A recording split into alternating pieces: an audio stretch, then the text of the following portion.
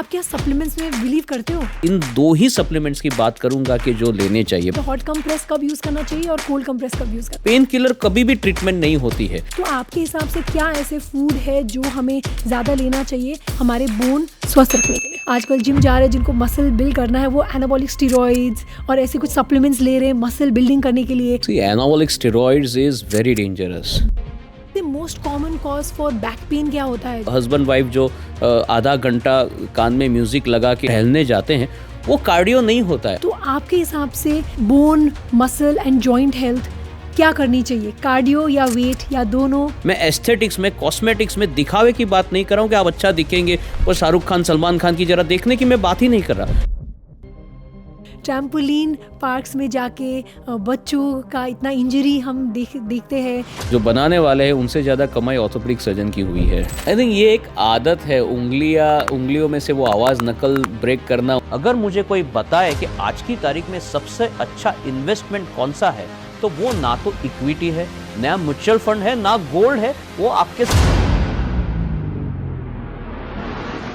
हाय, decoding health पर आपका स्वागत है। आज हमारे साथ है डॉक्टर कृणाल शाह, जो है एक रिनाउंड ऑर्थोपेडिक सर्जन जो स्पेशलाइज करते हैं in arthroscopic surgeries of knee and shoulder. उनके साथ हमने knee pain, back pain, shoulder pain के बारे में डिटेल में डिस्कस किया है।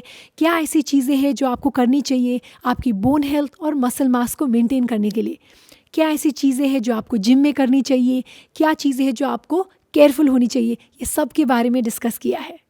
तो मैं आशा करती हूँ आपको ये पॉडकास्ट अच्छा लगेगा।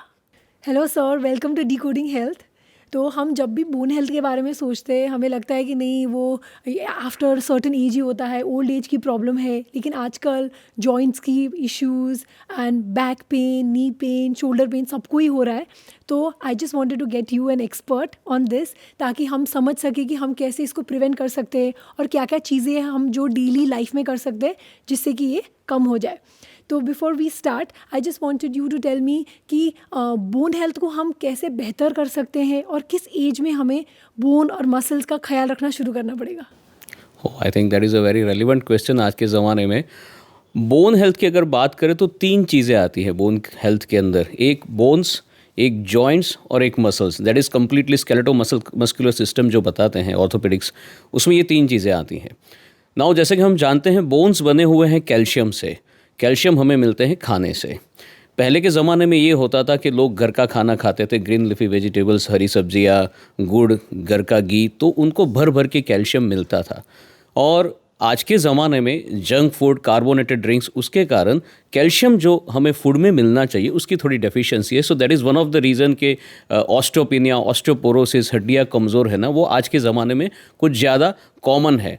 उसमें भी इम्पॉर्टेंट और इंटरेस्टिंग चीज़ ये है कि लाइफ में पहले 20 साल में 80% जितना कैल्शियम बोन्स के अंदर जमा हो जाता है। ये वो LIC की स्कीम की तरह है जिसमें आप 20 साल तक पैसे जमा करो और फिर लाइफ टाइम आपको मिलते रहेंगे। सो फर्स्ट 20 ईयर्स, जो पहले 20 साल है, वो बहुत इंपॉर्टेंट है अच्छा पौष्टिक न्यूट्रिएंट कैल्शियम वाला खाने के लिए हम देखते हैं। और दैट इज़ ऑल्सो फीमेल्स में even it is more important, क्योंकि उनमें ही मेनोपॉज के बाद ऑस्टियोपोरोसिस देखा जाता है।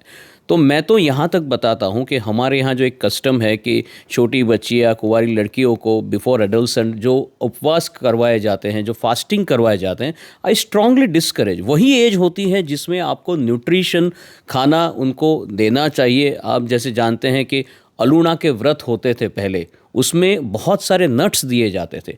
सो साइंटिफिक उसका एक बेस ये था कि उनको कैल्शियम उस टाइम पे मिले। सो this is one thing, bone and calcium. मान लो आप अच्छा कैल्शियम वाला खाना खाते हैं, पर वो कैल्शियम बोन तक पहुँचे, उसका व्हीकल है विटामिन डी। ना विटामिन डी हमें मिलता है सूर्य प्रकाश में से, डे लाइट में से। आज के ज़माने में हम सब ज़्यादातर इंडोर रहते हैं, AC में रहते हैं, कार में घूमते हैं, उसके ऊपर भी UV रेस के ग्लासेस लगे होते हैं, तो हमें विटामिन डी मिलता नहीं है। तो अगर आपको कैल्शियम मिल भी रहा है तो वो बोन्स तक पहुंच नहीं रहा है। So it is again very important कि सुबह 8 से 11 के बीच की जो धूप है उसके अंदर at least 20 minutes you spend. And अगर वो भी संभव नहीं है then you have to take supplements. फिर आपको सप्लीमेंट्स लेना पड़ेगा। मान लो आप कैल्शियम ले रहे हैं, व्हीकल है विटामिन डी जो बोन तक कैल्शियम पहुंचाने के लिए रेडी है, पर बोन अगर वो कैल्शियम ले रहा है कि नहीं वो भी बहुत इंपॉर्टेंट है. So there is something known as Wolff's law. हड्डियों का वॉल्फ्स लॉ ये है कि हड्डियां कैल्शियम उतने ही मात्रा में लेगी जितना हड्डियों पे लोडिंग होगा. यानी कि अगर आप कैल्शियम ले रहे हो, आपके अंदर विटामिन डी है, पर आप सोफे पे बैठ के टीवी देख रहे हो पूरा दिन, तो वो हड्डियां कैल्शियम को स्वीकार ही नहीं करेगी, क्योंकि कुदरती तरीके से उसको ज़रूरत नहीं है. तो बहुत ज़रूर है कि बोन्स को लोडिंग करो. उसके लिए आपको वेट ट्रेनिंग, आपको एक्सरसाइज करनी पड़ेगी, या तो आपको हार्ड वर्किंग काम करना पड़ेगा. अगर ये सब आप कर रहे हो तो आपके बोन्स जो है उसमें कैल्शियम की मात्रा अच्छी होगी, बोन की क्वालिटी अच्छी होगी. तो ये एक बोन हो गया. दूसरा है जॉइंट्स. नाउ जॉइंट्स बहुत सिंपल सा है. जॉइंट्स को एक ही चीज़ चाहिए और वो है मोबिलिटी, फ्लेक्सिबिलिटी. अगेन पहले के समय में लोग नीचे बैठते थे, इंडियन टॉयलेट्स यूज़ करते थे, घूमते फिरते थे, घर का काम खुद से करते थे, ऊपर सब रखना, रसोई में नीचे उतारना, तो उनके जॉइंट्स में मोबिलिटी रहती थी. आज के ज़माने में because of all this facilities हम ज़्यादातर चीज़ें जो है वो मोबिलिटी हम सब चली गई. अगर ऐसा है तो बहुत आवश्यक है कि आप स्ट्रेचिंग, फ्लेक्सिबिलिटी, योगा, पिलाटिस कुछ करके इसको स्ट्रेच कीजिए, फ्लेक्सिबल कीजिए, then your joints are good. And third most important part is muscle mass. Muscle mass musculoskeletal system का सबसे निग्लेक्टेड पार्ट है. और मसल मास का ऐसा है कि now there is a term known as sarcopenia. Sarcopenia यानी जैसे एज ग्रो होती है, हम सब जानते हैं कि जैसे हम बूढ़े होते हैं हमारी हड्डियां कमज़ोर होती है, पर बहुत कम लोग ये जानते हैं कि एवरी डिकेड, हर 10 साल में कम से कम 8 से 10% मसल लॉस होता है after the age of 30. And muscle is the main commodity. Muscle आपकी सबसे महंगी जायदाद है. और अगर वो आप लॉस कर रहे हो तो आपके सारे सिस्टम, सारे रोग, सारा बॉडी सब कुछ जर्जरित होता जाएगा. So it is very important कि आप मसल मास को बना के रखो. अगेन मसल मास बनाने के लिए कोई ऐसे शॉर्टकट नहीं है. And the only way muscle mass banana is exercise, weight training. हाँ, मैं एक्सरसाइज में अब वॉक करने वाली एक्सरसाइज की बात नहीं कर रहा, क्योंकि बहुत से लोग वो कान में म्यूजिक लगा के सुबह 20 मिनट वॉक करके आते हैं और सबको शाम को बताते हैं कि आई एम अ रेगुलर, मैं एक्सरसाइज कर रहा हूँ. That is not. वो टहलना, वो मन को बहलाना, वो एक्सरसाइज में नहीं गिना जाता है. एक्सरसाइज यानी हार्ड कोर वेट ट्रेनिंग. और अगर आप वो करते हैं तो आपके मसल को आप प्रिजर्व करोगे. हाँ, उसके साथ हाई प्रोटीन इंटेक, अच्छे से स्ट्रेचिंग, फ्लेक्सिबिलिटी. तो अगर आप वो मसल मास को प्रिजर्व कर रहे हैं तो आप बहुत सारे डिजीज इससे दूर रह सकते हैं. So this is in nutshell bone, joints and muscle. And this is in nutshell, बहुत संक्षिप्त में, आप कैसे हड्डियों को या कैसे हमारे बोन हेल्थ को अच्छा रख सकते हो. हाँ, थैंक यू सर. बहुत अच्छा एक गुड किक स्टार्ट हुआ ये पॉडकास्ट में कि एटलीस्ट हमें जब भी बोन के बारे में सोचते तो सिर्फ हड्डियाँ ना सोचे, जॉइंट और मसल के बारे में भी सोचे. एंड थैंकफुली आजकल मसल के बारे में काफ़ी बातचीत हो रही है कि उसको कैसे हमें प्रोटेक्ट करना चाहिए. इवन एज वीमेन हमें पहले लगता था कि नहीं, अगर हम वेट ट्रेनिंग करेंगे तो मस्कुलर दिखेंगे, मैनली लगेंगे, तो नहीं, वेट्स नहीं लिफ्ट करनी चाहिए. लेकिन आजकल हमें पता है कि सबको वेट लिफ्टिंग करनी चाहिए और मसल को बचा के रखना कितना ज़्यादा इंपॉर्टेंट है.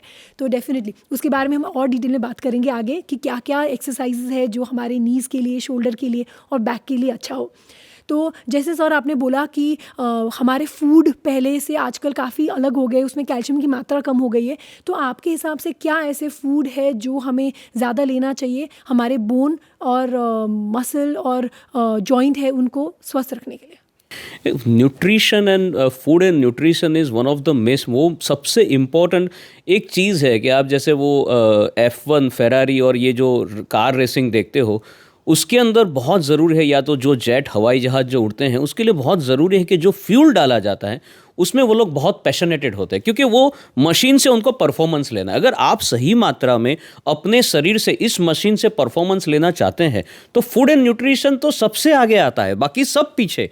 और फूड और न्यूट्रिशन में ऐसा है, अभी ये साइंस इतना आगे बढ़ गया है, ग्रेस ऑफ गॉड, बहुत सारे डाइटिशियंस और सब ने इतना रिसर्च किया है. उसके बेसिक्स ये हैं कि प्रोटीन जो है वो 1 ग्राम पर केजी के मात्रा में आपके बॉडी में जाना चाहिए. मान लीजिए आपका वेट 70 किलो है तो आपको 70 ग्राम प्रोटीन जाना चाहिए. अब मानिए इंडियन डाइट में 70 ग्राम 70 ग्राम प्रोटीन मिलना लगभग असंभव है. या तो फिर आपको वो वे प्रोटीन या आपको वो एग्स या कुछ और जो खा सकते हैं वो कुछ और चीज़ें खा के, पर उतनी मात्रा में अगर प्रोटीन जाएगा तभी आपकी बॉडी को चलने के लिए और मसल्स को टिकने के लिए जो प्रोटीन चाहिए वो मिलेंगे। उसके सिवाय हाइड्रेशन यानी पानी का भी इतना ही रोल है। It is one of the main factors जो कि आज के बिजी ज़माने में ज़्यादातर लोग 2 लीटर से ऊपर पहुंच नहीं पाते हैं, पर वो बहुत ज़्यादा ज़रूरी है कि आप 2 लीटर से ज़्यादा रोज़ लिक्विड आप लेते रहे। Third thing again important is calcium, as we discuss के खाने में ग्रीन लीफी वेजिटेबल्स, गुड़, ये घर का देसी घी, घर के देसी घी के लिए बीच में मेयो क्लिनिक जो अमेरिका का सबसे अच्छा हॉस्पिटल है, उन्होंने पब्लिश किया था नाम देके इंडियन घी, कि उसके अंदर कितने सारे न्यूट्रिशन, अच्छी फैट, हम मानते हैं कि घी खाने से वज़न बढ़ता है, वो it is a good fat, वो आपको बहुत सारा न्यूट्रिशन देगा।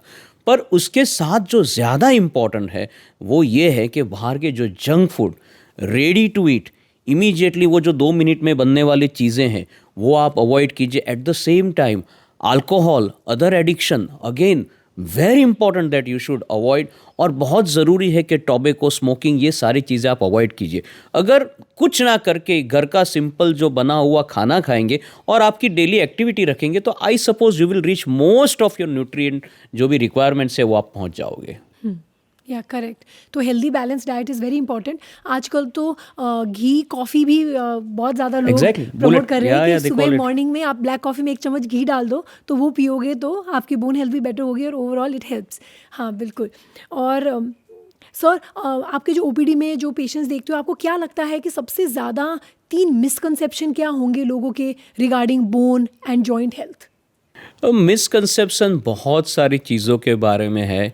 इनफैक्ट मेजॉरिटी ऑफ जो पेशेंट्स आते हैं, हम आज के ज़माने में जो हम ओपीडी में देख रहे हैं, टू बी वेरी ऑनेस्ट, बहुत प्रामाणिक तरीके से आपको बताऊं तो 30 से 40% जो पेशेंट्स आते हैं उनमें सही में कोई बीमारी होती ही नहीं है। ज़्यादातर लाइफ की स्ट्रेस की वजह से, कुछ साइकोलॉजिकल स्ट्रेस की वजह से वो कुछ ना कुछ कंप्लेंट के साथ आते हैं। दयनीय दुखनीय बात यह है कि कई बार डॉक्टर्स को भी उनको दवाइयाँ देनी पड़ती है। वो दवाइयों में कई बार पेन किलर होती है, पेन किलर जो होती है वो किडनी लीवर पे नुकसान करती हैं। तो देखने जाए तो शुरुआत से शुरू करें कि वो जो एक नॉर्मल बंदा है वो अपने ये साइकोलॉजिकल स्ट्रेस की वजह से, गलत कंप्लेंट की वजह से पेन किलर और किडनी और अदर प्रॉब्लम्स में फंसता जाता है, और वो एक ऐसी मायाजाल है कि उसमें से निकलने के लिए उनको फिर बहुत समय लगता है। तो अगर वो अपना एक्सरसाइज, अपनी normal routine stress free lifestyle रखे तो कई बार 30 to 40% पेशेंट्स ये ऑर्थोपेडिक के चक्कर से बच सकते हैं। So that's a very important point, क्योंकि हम जब भी हड्डियों के पेन होता है या जॉइंट में पेन होता है हमें लगता है कि नहीं दवाई खा लो या इसको कैसे सही करें, लेकिन क्या हम the way we are living life, जो हमारा मेंटल हेल्थ है उसका कितना इम्पैक्ट होता है बॉडी में, we don't look into it in detail. So this is very important. और सर जैसे आपने बोला कि पेन किलर्स का ओवर यूज़ की वजह से भी बहुत सारे प्रॉब्लम्स होते हैं। हाँ, स्किन में भी हम देखते हैं कि lot of issues are there because of over use of pain killers. तो आप क्या बोलते हो कि क्या अगर किसी को जॉइंट पेन है तो कब उनको जाके एक ऑर्थोपेडिक सर्जन को कंसल्ट करनी चाहिए, और फिर क्या यूजुअल ट्रीटमेंट लाइंस होते हैं जिससे कि उसमें रिलीफ मिले? शुरुआत में मेरे हिसाब से कोई भी जॉइंट पेन, अगर हम कुछ भी काम करते हो, गिरे चोट लगा, पेन होना बहुत स्वाभाविक है। तुरंत से पेन किलर्स या ट्रीटमेंट पे जाना इज़ नॉट एडवाइजेबल, और ज़्यादातर डॉक्टर्स भी यही सलाह देंगे कि हो सके उतना आप घर पे थोड़ा सा गर्म पानी, ठंडे पानी की शिकायत करना, मलहम लगाना, थोड़ा रेस्ट देना, what they call it as a rice यानी RICE, rest. Then ice application, C यानी कंप्रेशन, आपने कुछ पाटा या कपड़ा बांध दिया, और E यानी एलिवेशन, यानी आपके अगर कांडे में, आपके एंकल में आपको पेन है तो थोड़ा सा उसको एलिवेशन दे दिया। 30 to 40% लोग इसी से रिकवर हो जाएंगे, उनको डॉक्टर तक जाने की आवश्यकता नहीं है। पर जब आपको लगे कि कोई भी पेन 3 से 5 दिन से ज़्यादा चल रहा है, कुछ ज़्यादा हो ऐसा लग रहा है, घर के इलाज से ये ठीक हो सके ऐसा नहीं है, तो डेफिनेटली आपके नज़दीक में जो भी ऑर्थोपेडिक सर्जन है, जो भी फिजियोथेरापिस्ट है, उनको एक बार कंसल्ट कीजिए, और वो आपको आगे का रास्ता, एक्सरे की ज़रूरत है, MRI की ज़रूरत है, CT स्कैन की ज़रूरत है, उससे पहले वो निदान डायग्नोसिस करेंगे, और ज़रूरत पड़ने पे ही वो भी आपको दवाइयाँ या सर्जरी या कोई भी प्रोसीजर या फिजियोथेरेपी की एडवाइस देंगे। पर शुरुआत के 2-3 दिन खुद से उसका इलाज करना, ये कोई गलत बात मेरे हिसाब से नहीं है। और सर बहुत लोगों को लगता है कि कौन सा यूज़ करें, हॉट पैक यूज़ करें या आइस पैक यूज़ करें, तो हॉट कंप्रेस कब यूज़ करना चाहिए और कोल्ड कंप्रेस कब यूज़ करना चाहिए? ज़्यादातर जब कोई इंजरी होती है और अंदर शरीर के अंदर, हड्डी के अंदर, मसल्स के अंदर सूजन आती है, तो उसके लिए कोल्ड पैक्स इज़ बेटर। पर अगर आपको मस्कुलर स्पाज़म है, जैसे कि हमने मैच देखने बैठ गए और हमारे गर्दन के अंदर मसल स्पाज़म हो गया, दूसरे दिन ऑफिस में काम करते करते दुखावा हो रहा है, उस समय पे वो जो हॉट वाटर बैग है, गर्म पानी की शिकाय है, ज़्यादातर या नहाते नहाते आपने एक टम्बलर से गर्म पानी उस पर डाल दिया तो उससे रिलैक्सेशन मिलता है। तो muscle spasm usually works well with hot water, और अगर आपको इंजरी है तो वो कोल्ड पैक्स। पर हर एक का परसेप्शन अलग होता है, आपको आपकी शरीर, आपकी प्रकृति पे क्या अच्छा असर दे रहा है, वो एक बार कोशिश करके आप उसको ट्रायल ले सकते हैं। ओके, सो अक्यूट इंजरी है तो आइस थोड़ा इडीमा को कम करने के लिए, और लॉन्ग टर्म अगर है या स्पैज़म है तो then hot is hot better. Works better. So sir, now I want to discuss about knee pain, क्योंकि you know you are such an experienced arthroscopic surgeon, तो you know you'll be the best person to answer these questions. तो मैं बस चाहती थी कि लोगों को तक पहुँचे कि नी का पहले तो स्ट्रक्चर थोड़ा सा हम डिस्कस कर लेते हैं कि क्या होता है और क्यों नी की मोबिलिटी बरकरार रखना इम्पॉर्टेंट है, और क्या है नी में ऐसे प्रॉब्लम्स जो हम प्रिवेंट कर सकते हैं। एग्जैक्टली। तो we can start with this model. So जैसे कि आप देख रहे हैं, घुटना जो होता है, नी जॉइंट, वो बना हुआ होता है ऊपर जो फीमर यानी थाई यानी ऊपर की जो हड्डी होती है वो, और नीचे पैर की हड्डी यानी टीबिया। इन दोनों हड्डी के बीच का जो सांधा है, जॉइंट है, उसको हम नी बताते हैं, घुटना बताते हैं।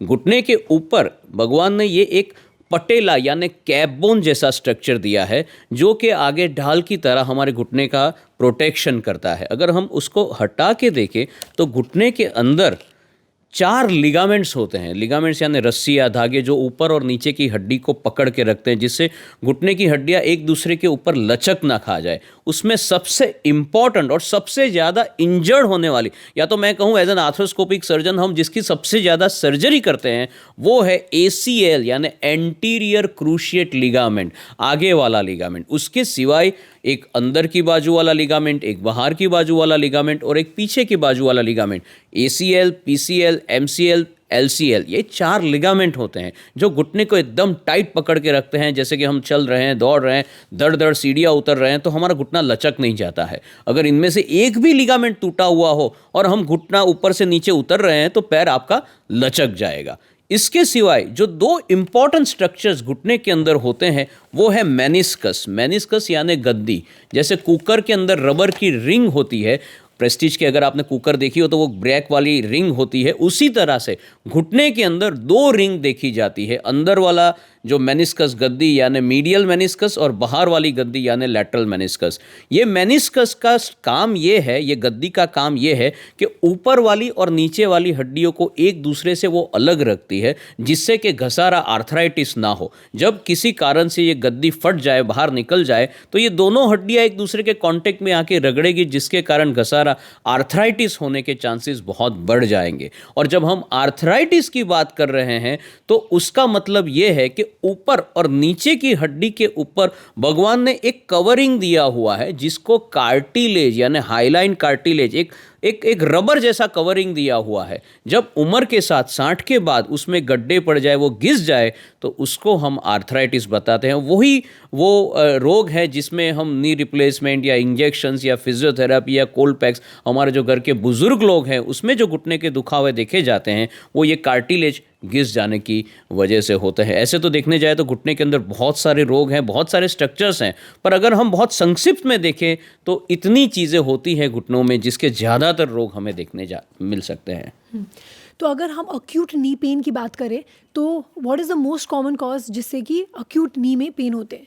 ज़्यादातर जो हमारे पास जो पेशेंट्स आते हैं वो मेनिस्कस इंजरी या लिगामेंट इंजरीज के पेशेंट्स आते हैं, जिसके बाद अभी देखो तो एक तरह से स्पोर्ट्स इंडिया में बहुत आगे बढ़ रहा है, तो उसमें बच्चे या जवान लोग गिर जाते हैं। कई बार फैमिली वाले क्रिकेट खेल रहे हैं, खो खो खेल रहे हैं, कबड्डी खेल रहे हैं, उसमें भी अगर लचक आ जाए तो उसके कारण जो घुटने में इंजरी होती है, उसमें जो देखा जाता है वो अक्यूट नी का सबसे ज़्यादा रीज़न है। और एल्डरली एज ग्रुप में यानी ज़्यादा वाले एज ग्रुप में जो ज़्यादा देखा जाता है वो आर्थराइटिस, घसारे का दुखावा होता है। हाँ, तो सर अगर किसी को अपना नीज़ को हेल्दी रखना हो, इंजरीज से बचाना हो, तो क्या करनी चाहिए?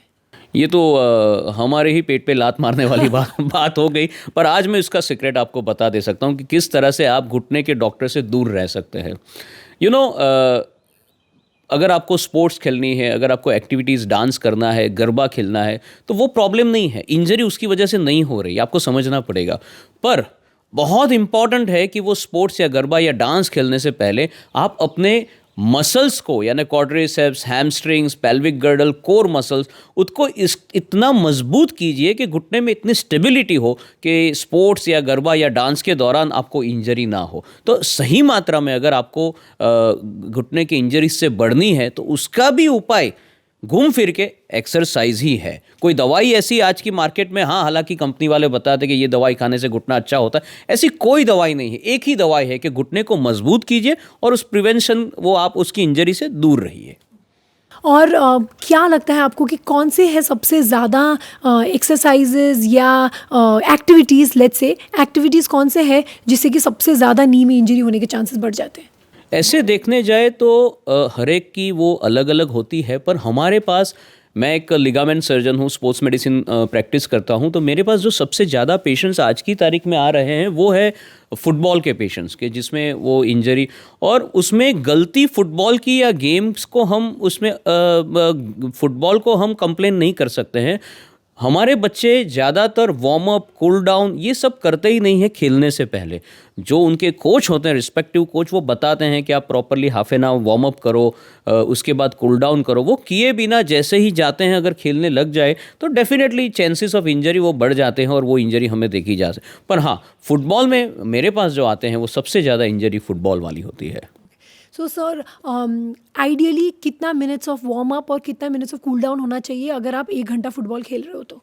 So ideally 20 minutes of warm up is more than enough and cool down of 10 to 15 minutes अगर आप 1 घंटा खेल रहे हो तो।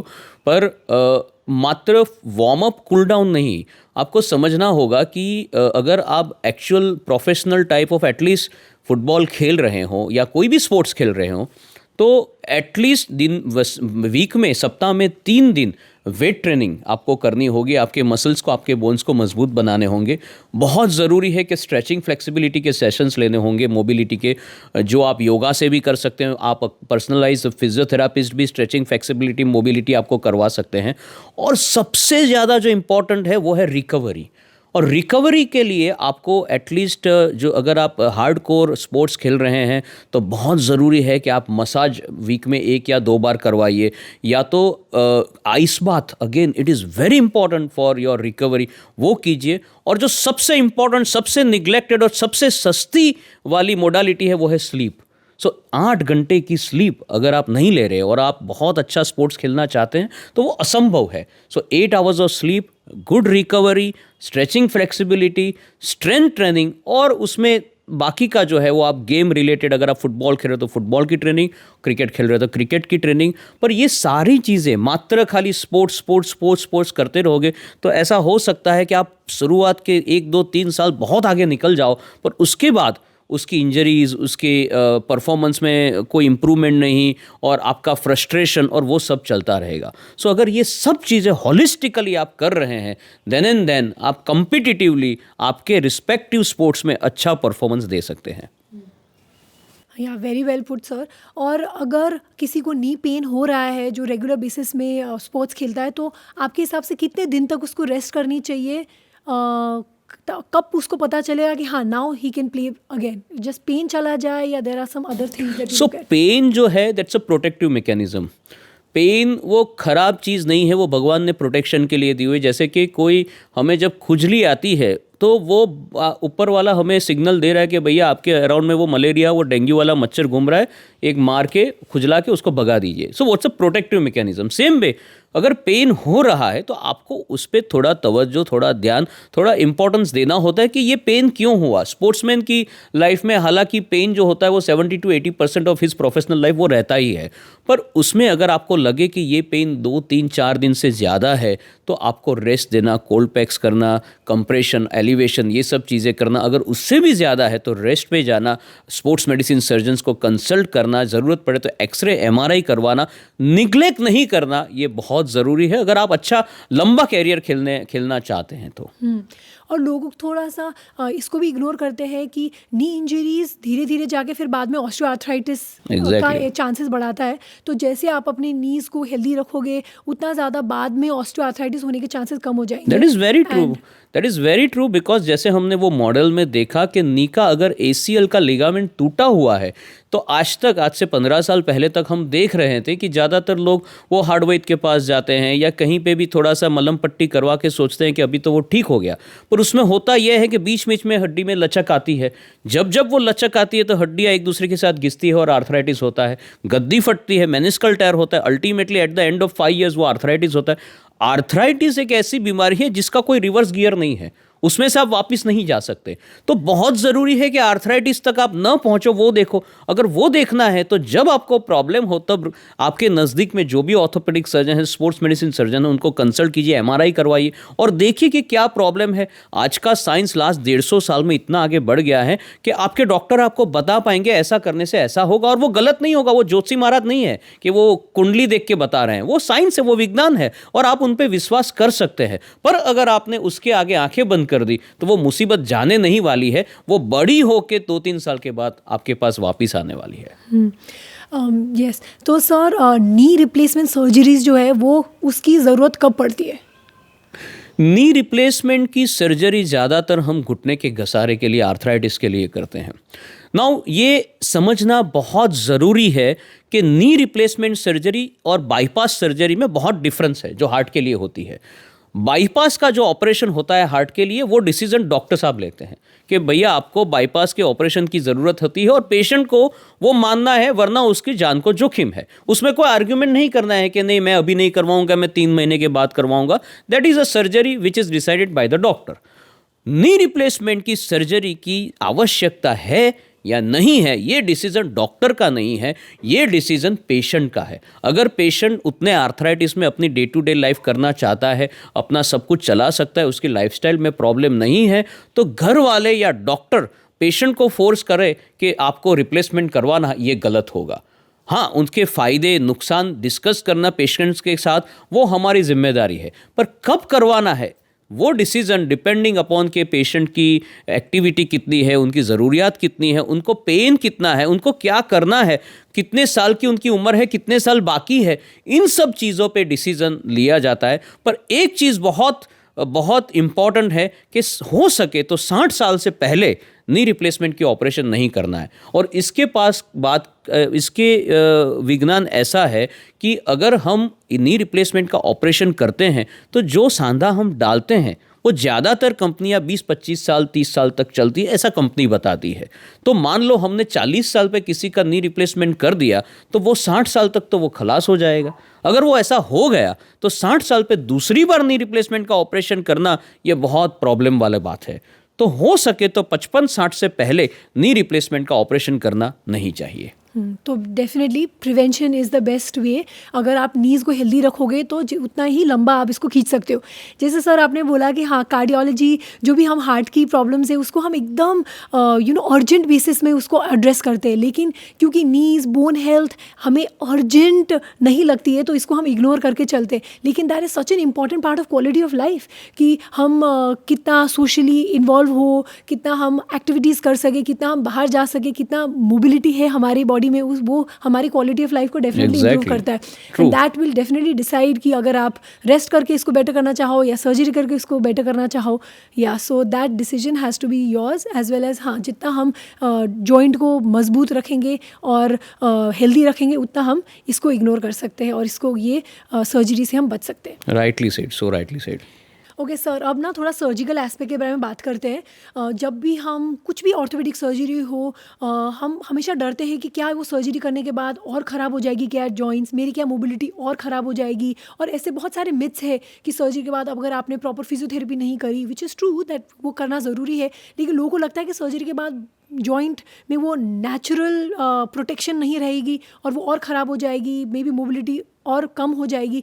तो अभी हमें पता है कि इतना ज़्यादा एडवांसमेंट्स हो गया है इन सर्जरी, इतने मिनिमली इन्वेजिव करके भी बहुत अच्छा रिजल्ट हम पा सकते हैं। So I just want you to tell us the difference between open surgery, arthroscopic surgery, और आज के डेट में क्या अगर ज़रूरत है तो लोगों को डरनी चाहिए सर्जरी से?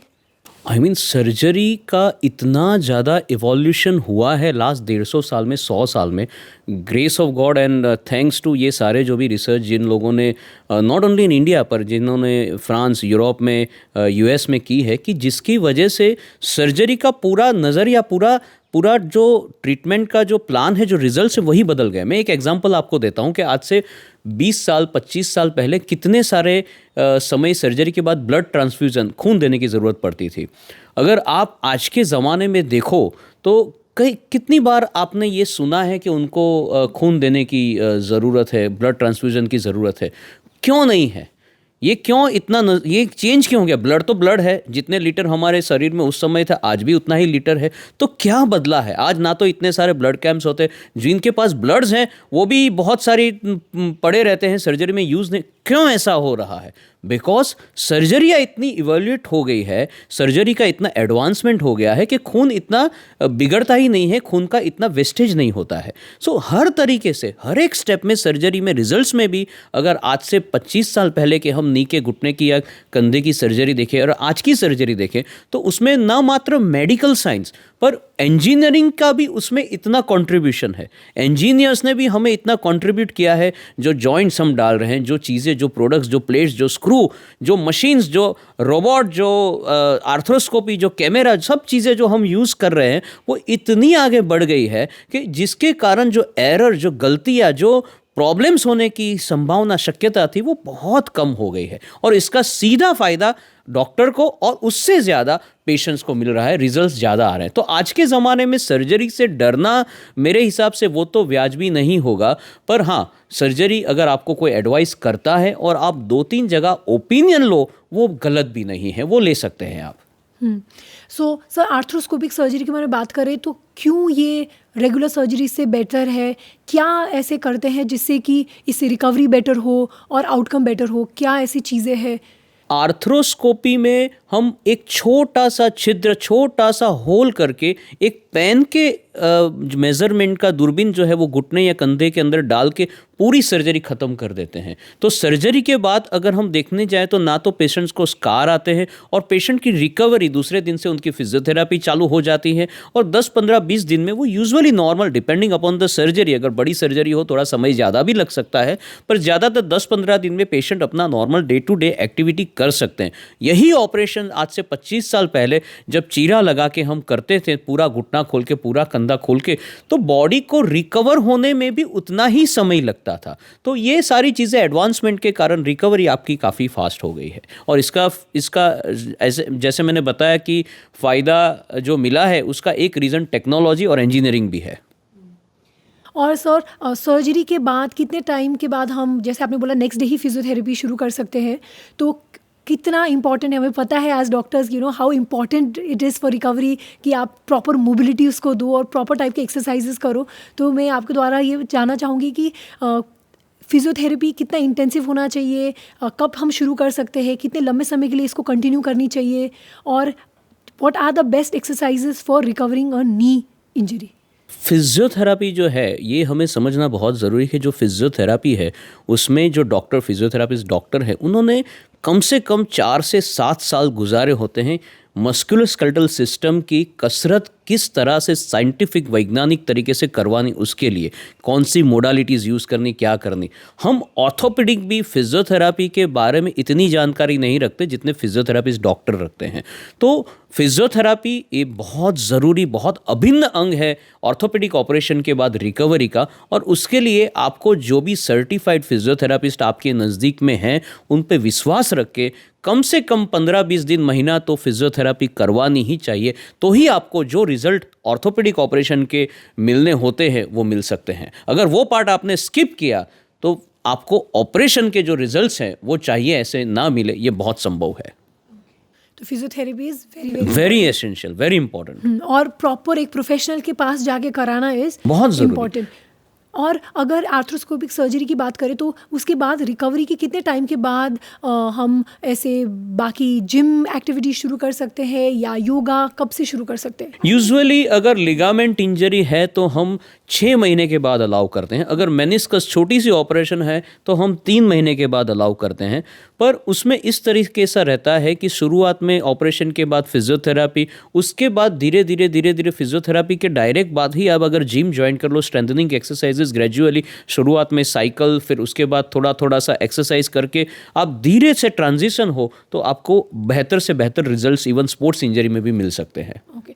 और स्पोर्ट्स इंजरी सर्जरी के बाद रेगुलर एक्टिविटीज़, जैसे जिम तो थोड़ी आगे की बात हो गई, जो चलना हो गया, जो अपना रेगुलर एक्टिविटीज़ कब से शुरू कर सकते हैं? Usually in 2 to 3 days after the knee ligament injuries हम सारी चीज़ें 2 से 3 दिन में अलाउ कर ही देते हैं।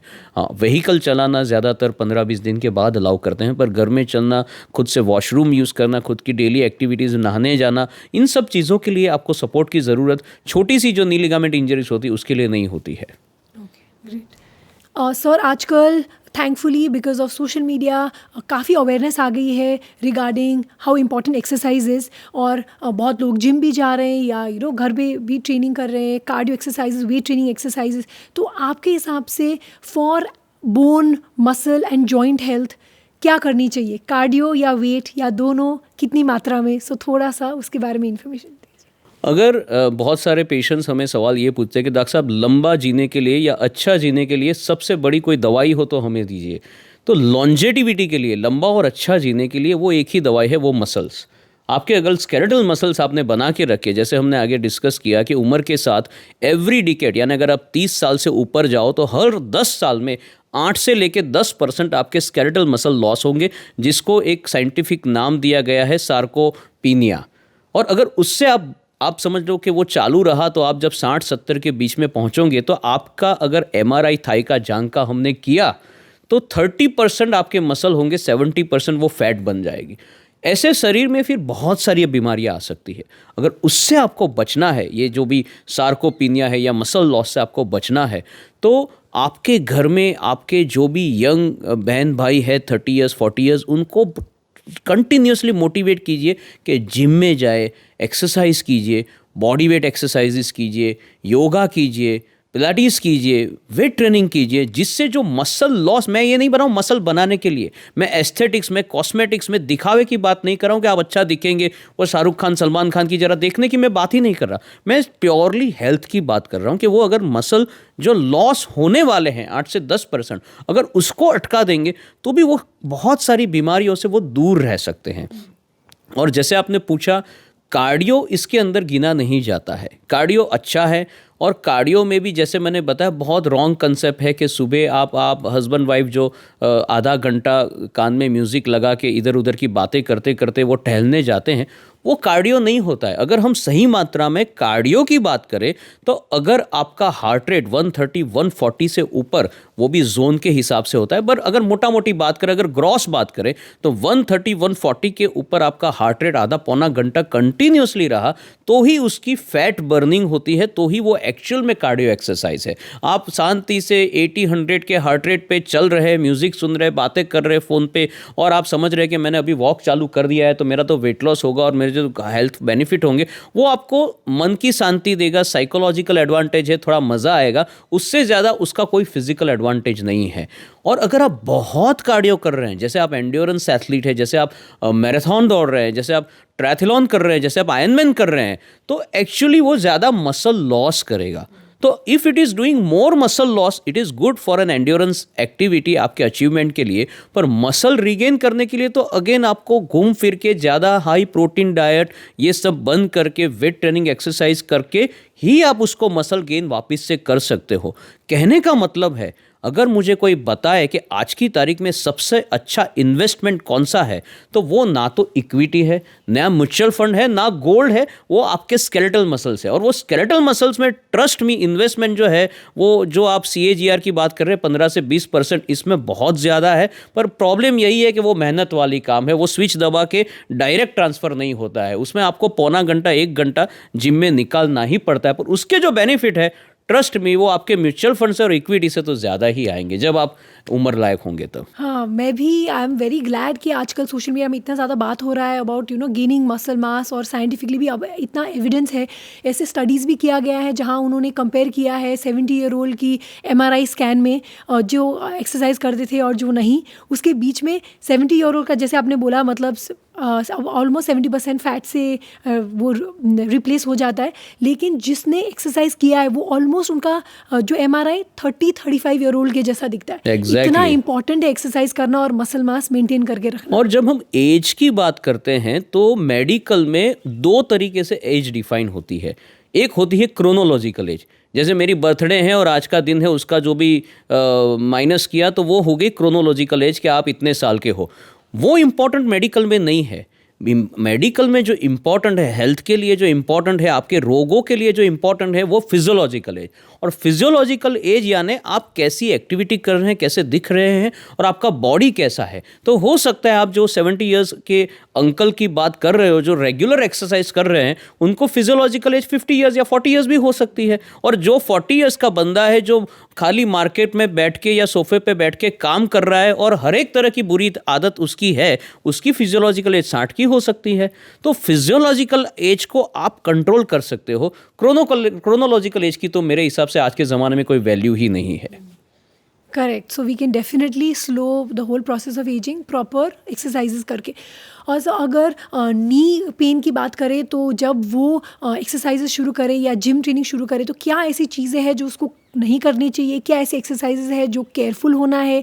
क्या अबडक्टर मसल्स को थोड़ा सा स्ट्रेंथन करने की क्या एक्सरसाइजेज होती है? थोड़ा सा उसके बारे में जानकारी दें ताकि लोग जिम ज्वाइन करके गलत चीज़ें ना करें जिससे कि प्रेशर और पड़ रहा है नी में। ऐसे कुछ एक्सरसाइज है जो अवॉइड करनी चाहिए? आपने आगे एक सवाल पूछा था कि क्या मिथ्स है, क्या गलत सोच है ऑर्थोपेडिक्स में। तो ये एक बहुत गलत सोच है कि अगर आपको कहीं पे घुटने में, कंधे में पेन है तो आपको एक्सरसाइज नहीं करनी चाहिए। रादर एक्चुअल उसकी ट्रीटमेंट एक्सरसाइज है। मैं हर एक पेन या हर एक रोग की बात नहीं कर रहा हूँ, वो मेरी तरफ से गलत होगा, मैं इन जनरल बताऊँ। पर अगर आपको कोई छोटा बड़ा दुखावा है और आप एक्सरसाइज जैसे squats, lunges, leg press, curls कर रहे हैं, आप अपने quadriceps, hamstring muscles, pelvic girdle, core muscles को मजबूत कर रहे हैं, तो बहुत ज़्यादा पॉसिबल है कि आप उस रोग की खुद ही ट्रीटमेंट कर रहे हैं। जैसे कि हमने देखा है कि हम 2 बंदे का एक्सरे लेते हैं अलग अलग एक ही एज के, यानी एक ही 60 साल के अंकल है उनका और दूसरे 60 साल के, दोनों में एक्सरे में आर्थराइटिस एक समान है, पर वो जो अंकल है उनको पेन बहुत ज़्यादा है और ये दूसरे वाले को पेन बहुत कम है। एक्सरे समान है, एज समान है, फिर भी क्यों ऐसा है? क्योंकि उनके मस्कुलोस्केलेटल सिस्टम, बोन, मसल्स इतने मजबूत है, कोर मसल्स, पेल्विक गर्डल इतने अच्छे हैं कि उनका अलाइनमेंट, उनका ओवरऑल बॉडी का जो बायोमैकेनिक्स है उसने उस आर्थराइटिस को ओवरकम कर दिया है। हर एक चीज़ हमारे हाथ में नहीं होती है, जैसे आर्थराइटिस, एज, पर अगर आप ये सारी एक्सरसाइज करते, बायोमैकेनिकल आपकी जो प्रॉपर्टीज़ है उसके ऊपर काम करें, तो आप इस दुखावे से, इस रोग के खराब असर से दूर रह सकते हैं। That is very very important. हाँ, क्योंकि हमें लगता है कि नहीं, जो एजिंग के चेंजेस है उसको हम कैसे रिवर्स कर सकते हैं, लेकिन एटलीस्ट जो एजिंग के चेंजेस हो गए उसकी इम्पैक्ट आपके बॉडी में और लाइफ में कम हो, उसके लिए हम एक्सरसाइज कर सकते हैं। Second thing, both the genders, दोनों जेंडर्स, मेल फीमेल्स दोनों में 50 के बाद एक्सरसाइज के दूसरे हार्मोनल फायदे भी है। जैसे हमने अगर वो फीमेल है तो वो 40, 45, 50 के बाद मेनोपॉज में जाने वाली है, उसका एस्ट्रोजन कम होने वाला है, उसकी हड्डियां कमजोर होने वाली है, ऑस्टियोपोरोसिस होने वाली है। तो वो उन्होंने अगर 35-40 पे एक्सरसाइज चालू कर दी है तो वो ऑस्टियोपोरोसिस, वो बोन लॉस उनका कम होगा। सेम तरीके से वो जो मेल है, अगर वो 50-60 के बाद उसका टेस्टोस्टेरोन जो हार्मोन है, मैनली हार्मोन, वो कम होने वाला है, और अगर वो रोज स्क्वाट्स कर रहा है, 100 स्क्वाट्स कर रहा है, 50 स्क्वाट्स कर रहा है, तो वो कंपाउंड एक्सरसाइज से आपका टेस्टोस्टेरोन बना रहेगा। अगर टेस्टोस्टेरोन बना रहा है तो अगेन आपके बोन और मसल्स अच्छे रहेंगे, आपके साइकोलॉजिकल बेनिफिट्स भी उसके हैं, बहुत सारे बेनिफिट्स हैं। तो बोथ द जेंडर्स के लिए after the age of 50 exercise पहले से ज़्यादा इंपॉर्टेंट हो जाती है। बिल्कुल, क्योंकि हमारे स्किन में भी कुछ कंडीशंस होते हैं जैसे कि स्टीटिस डर्मेटाइटिस, जो ज़्यादातर ओबीस लोगों में देखा जाता है, एंड एकेंथोसिस नाइग्रिकेंस जिसमें ओबेसिटी होती है। तो जब भी मैं पेशेंट्स को बोलती हूँ कि नहीं, आपको वेट ट्रेनिंग शुरू कीजिए, एक्सरसाइज करना पड़ेगा वेट कम करने के लिए, वो बोलते हैं कि नहीं, मेरे घुटने एकदम कमज़ोर हैं, मैं चल नहीं सकती, मुझे बोला गया है कि चलो मत। तो that's why I wanted this misconception या ये मिथ टू बी बस्टेड कि ऐसा कुछ नहीं होता कि आप नहीं कर सकते हो। जितना आप एक्सरसाइज करोगे जॉइंट्स और बोन हेल्थ के लिए तो वो अच्छा ही है, एग्जैक्टली, राइटली और सेड। सर आप ओबेसिटी से जो लड़ रहे हैं उन लोगों के लिए आप क्या एडवाइस करोगे, how to get back into shape और जिससे कि वो जॉइंट्स भी प्रोटेक्टेड रहे? What is the best way to start the journey? So obesity is a big disease, बहुत बड़ा रोग है और बहुत दयनीय रोग है, क्योंकि जो उससे जब हम बात करते हैं वो बातें बहुत सिंपल होती है, पर हम सब जैसे जानते हैं 2-4-5 किलो वज़न लॉस करना भी बहुत बड़ी बात होती है। तो जिन लोगों को 20-25-30 किलो लॉस करना होता है उनके लिए तो ये एक बड़ा चैलेंज है।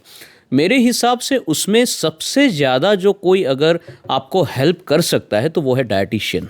आपको अच्छे डाइटिशियन को मिलके आपका एक अच्छा सा डाइट बनाना चाहिए, कैलोरी डेफिसिट डाइट जिस तरह से वो देते हैं, और रिलीजन की तरह यानी धर्म की तरह उस डाइट को फॉलो करना चाहिए।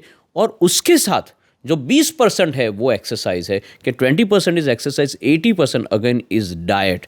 पर होता क्या है कि ज़्यादातर लोग वो एक्सरसाइज, और वो भी मॉडरेट, वो माइल्ड एक्सरसाइज करते रहते हैं और साथ में खाना पीना उनका चालू रहता है, देन वो लोग ओबेसिटी से बाहर निकल के नहीं आ सकता। तो डाइट एक्सरसाइज दोनों का अगर कॉम्बिनेशन लेके चले तभी वो ओबेसिटी में से बाहर आ सकते हैं। अगर बहुत ज़्यादा ओबेसिटी है, अगर बहुत ज़्यादा प्रॉब्लम्स है, तो उसके सर्जिकल भी आउटकम्स हैं कि कुछ सर्जरियाँ होती है जिसमें फ़ायदा करवा सकते हैं, अगर उसकी वजह से उनको हाइपरटेंशन, डायबिटीज़ और अगर हार्मोनल रोग्स है तो। पर अगर मोटा मोटी बात करें, अगर जनरलाइज बात करें, तो डाइट और एक्सरसाइज से काफ़ी पेशेंट्स रिकवर कर सकते हैं। सो एक्सरसाइज सबके लिए ज़रूरत है और सबको करनी चाहिए, तभी जाके वो बेटर होगी। एग्जैक्टली। और सो ये भी एक मिथ है कि running is bad for knees. तो आपको क्या लगता है, मतलब running as a whole of course is not bad for knees, लेकिन क्या वो बेहतर कर सकते हैं ताकि नीज में इतना ज़्यादा प्रेशर ना पड़े, या पीपल हु एंजॉय रनिंग वो क्या कर सकते हैं ताकि नी हेल्थ उनका बना रहे? ऐसे रनिंग बहुत सारे रिसर्चेज हुए हैं, पर ऐसा कोई कंक्लूसिव रिसर्च नहीं है कि रनिंग से घुटने खराब होते हैं। हाँ, अलग उल्टी तरीके से वो राइट है कि अगर आपके घुटने खराब है, आर्थराइटिस है, then you should not run. पर अगर आप रन कर रहे हैं तो रन के मान लो कि 100 एडवांटेजेस है, उसके सामने ये 1 या 2 एडवांटेज के उसके आपको घुटने में थोड़ा सा दर्द हो रहा है, तो वो 2 छोटे एडवांटेज के लिए बाकी के जो 98 एडवांटेजेस है उसको जाने नहीं देने चाहिए। तो आप रन कर सकते हो। अगर आपको लिगामेंट इंजरी हो, गद्दी फटी हो, आर्थराइटिस हो और कोई घुटने का रोग है, तो आपको रन की जगह फिर cycling, swimming, yoga, weight training उस पर स्विच ओवर कर सकते हो। जैसे कि हमारे काफ़ी सारे पेशेंट्स होते हैं who are addicted to running, उनको व्यसन होता है रन करने का, but then at the age of 45-50 उनका थोड़ा सा आर्थराइटिस डेवलप हो जाता है। तब अभी उन पेशेंट्स में एनर्जी इतनी होती है कि वो घर पे नहीं बैठ सकते। आप उनको ऐसा नहीं अभी आप दौड़ना छोड़ दीजिए, उनको आपको किसी और एक्टिविटी में चैनलाइज करना पड़ेगा। तो इन दैट पर्टिकुलर सिचुएशन उनको हम फिर साइकिलिंग या स्विमिंग या योगा या वेट ट्रेनिंग पे चैनलाइज करते हैं कि आप 30% रनिंग कीजिए, 70% साइकिलिंग या स्विमिंग में जाइए।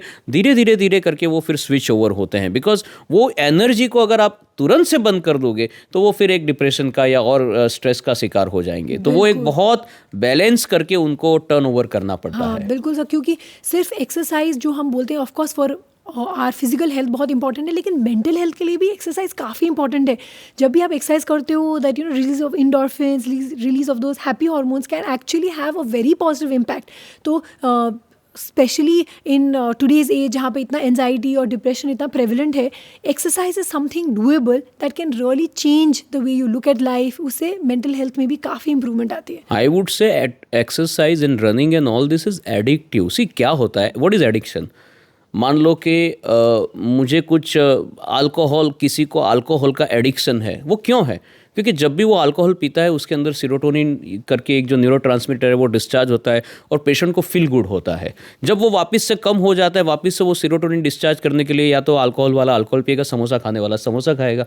तो हर बार वो चाहता है कि मेरे में सीरोटोनिन बना रहे, इसलिए वो एक्टिविटी कर रहा है। सीरोटोनिन से बहुत ज़्यादा पोटेंट, बहुत ज़्यादा कारगर जो है वो है एंडोर्फिन। यानी एंडोर्फिन अगर निकला और एक बार निकला तो आपको थोड़े समय के बाद वापस से होगा कि मेरे को वो एंडोर्फिन चाहिए। अभी वो एंडोर्फिन की कोई दवाई तो होती नहीं है, तो इसीलिए वो बंदा वापस से 5 किलोमीटर दौड़ेगा, उसको लगेगा हाँ मुझे वही फील आया, फिर वापस से वो 5 किलोमीटर। सो एंडोर्फिन, सीरोटोनिन, कई बार कुछ हम एक्टिविटीज़ करते हैं जैसे कि स्काई डाइविंग हो गया या स्कूबा डाइविंग हो गया, उसमें एड्रेनालिन होता है।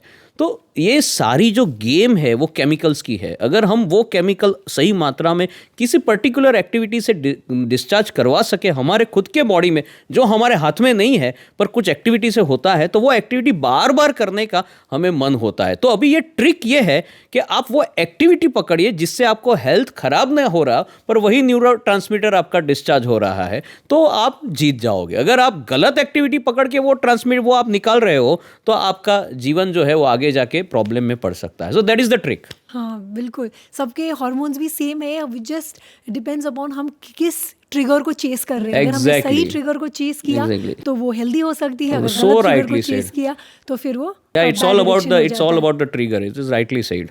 एंड सर अभी मैं ना थोड़ा सा वो फुटवेयर के बारे में थोड़ा बात करना चाहूँगी कि what type of footwear should people look for, जिनको नी में पेन है या एंकल में पेन है, जो रेगुलर बेसिस में रन करते हैं, वॉक करते हैं, जॉग करते हैं, तो आर देयर सर्टन थिंग्स जो उनको अवॉइड करनी चाहिए? कुछ ऐसी चीज़ें हैं जो वो चूज़ कर सकते हैं कि वो बेस्ट रहेगा उनके?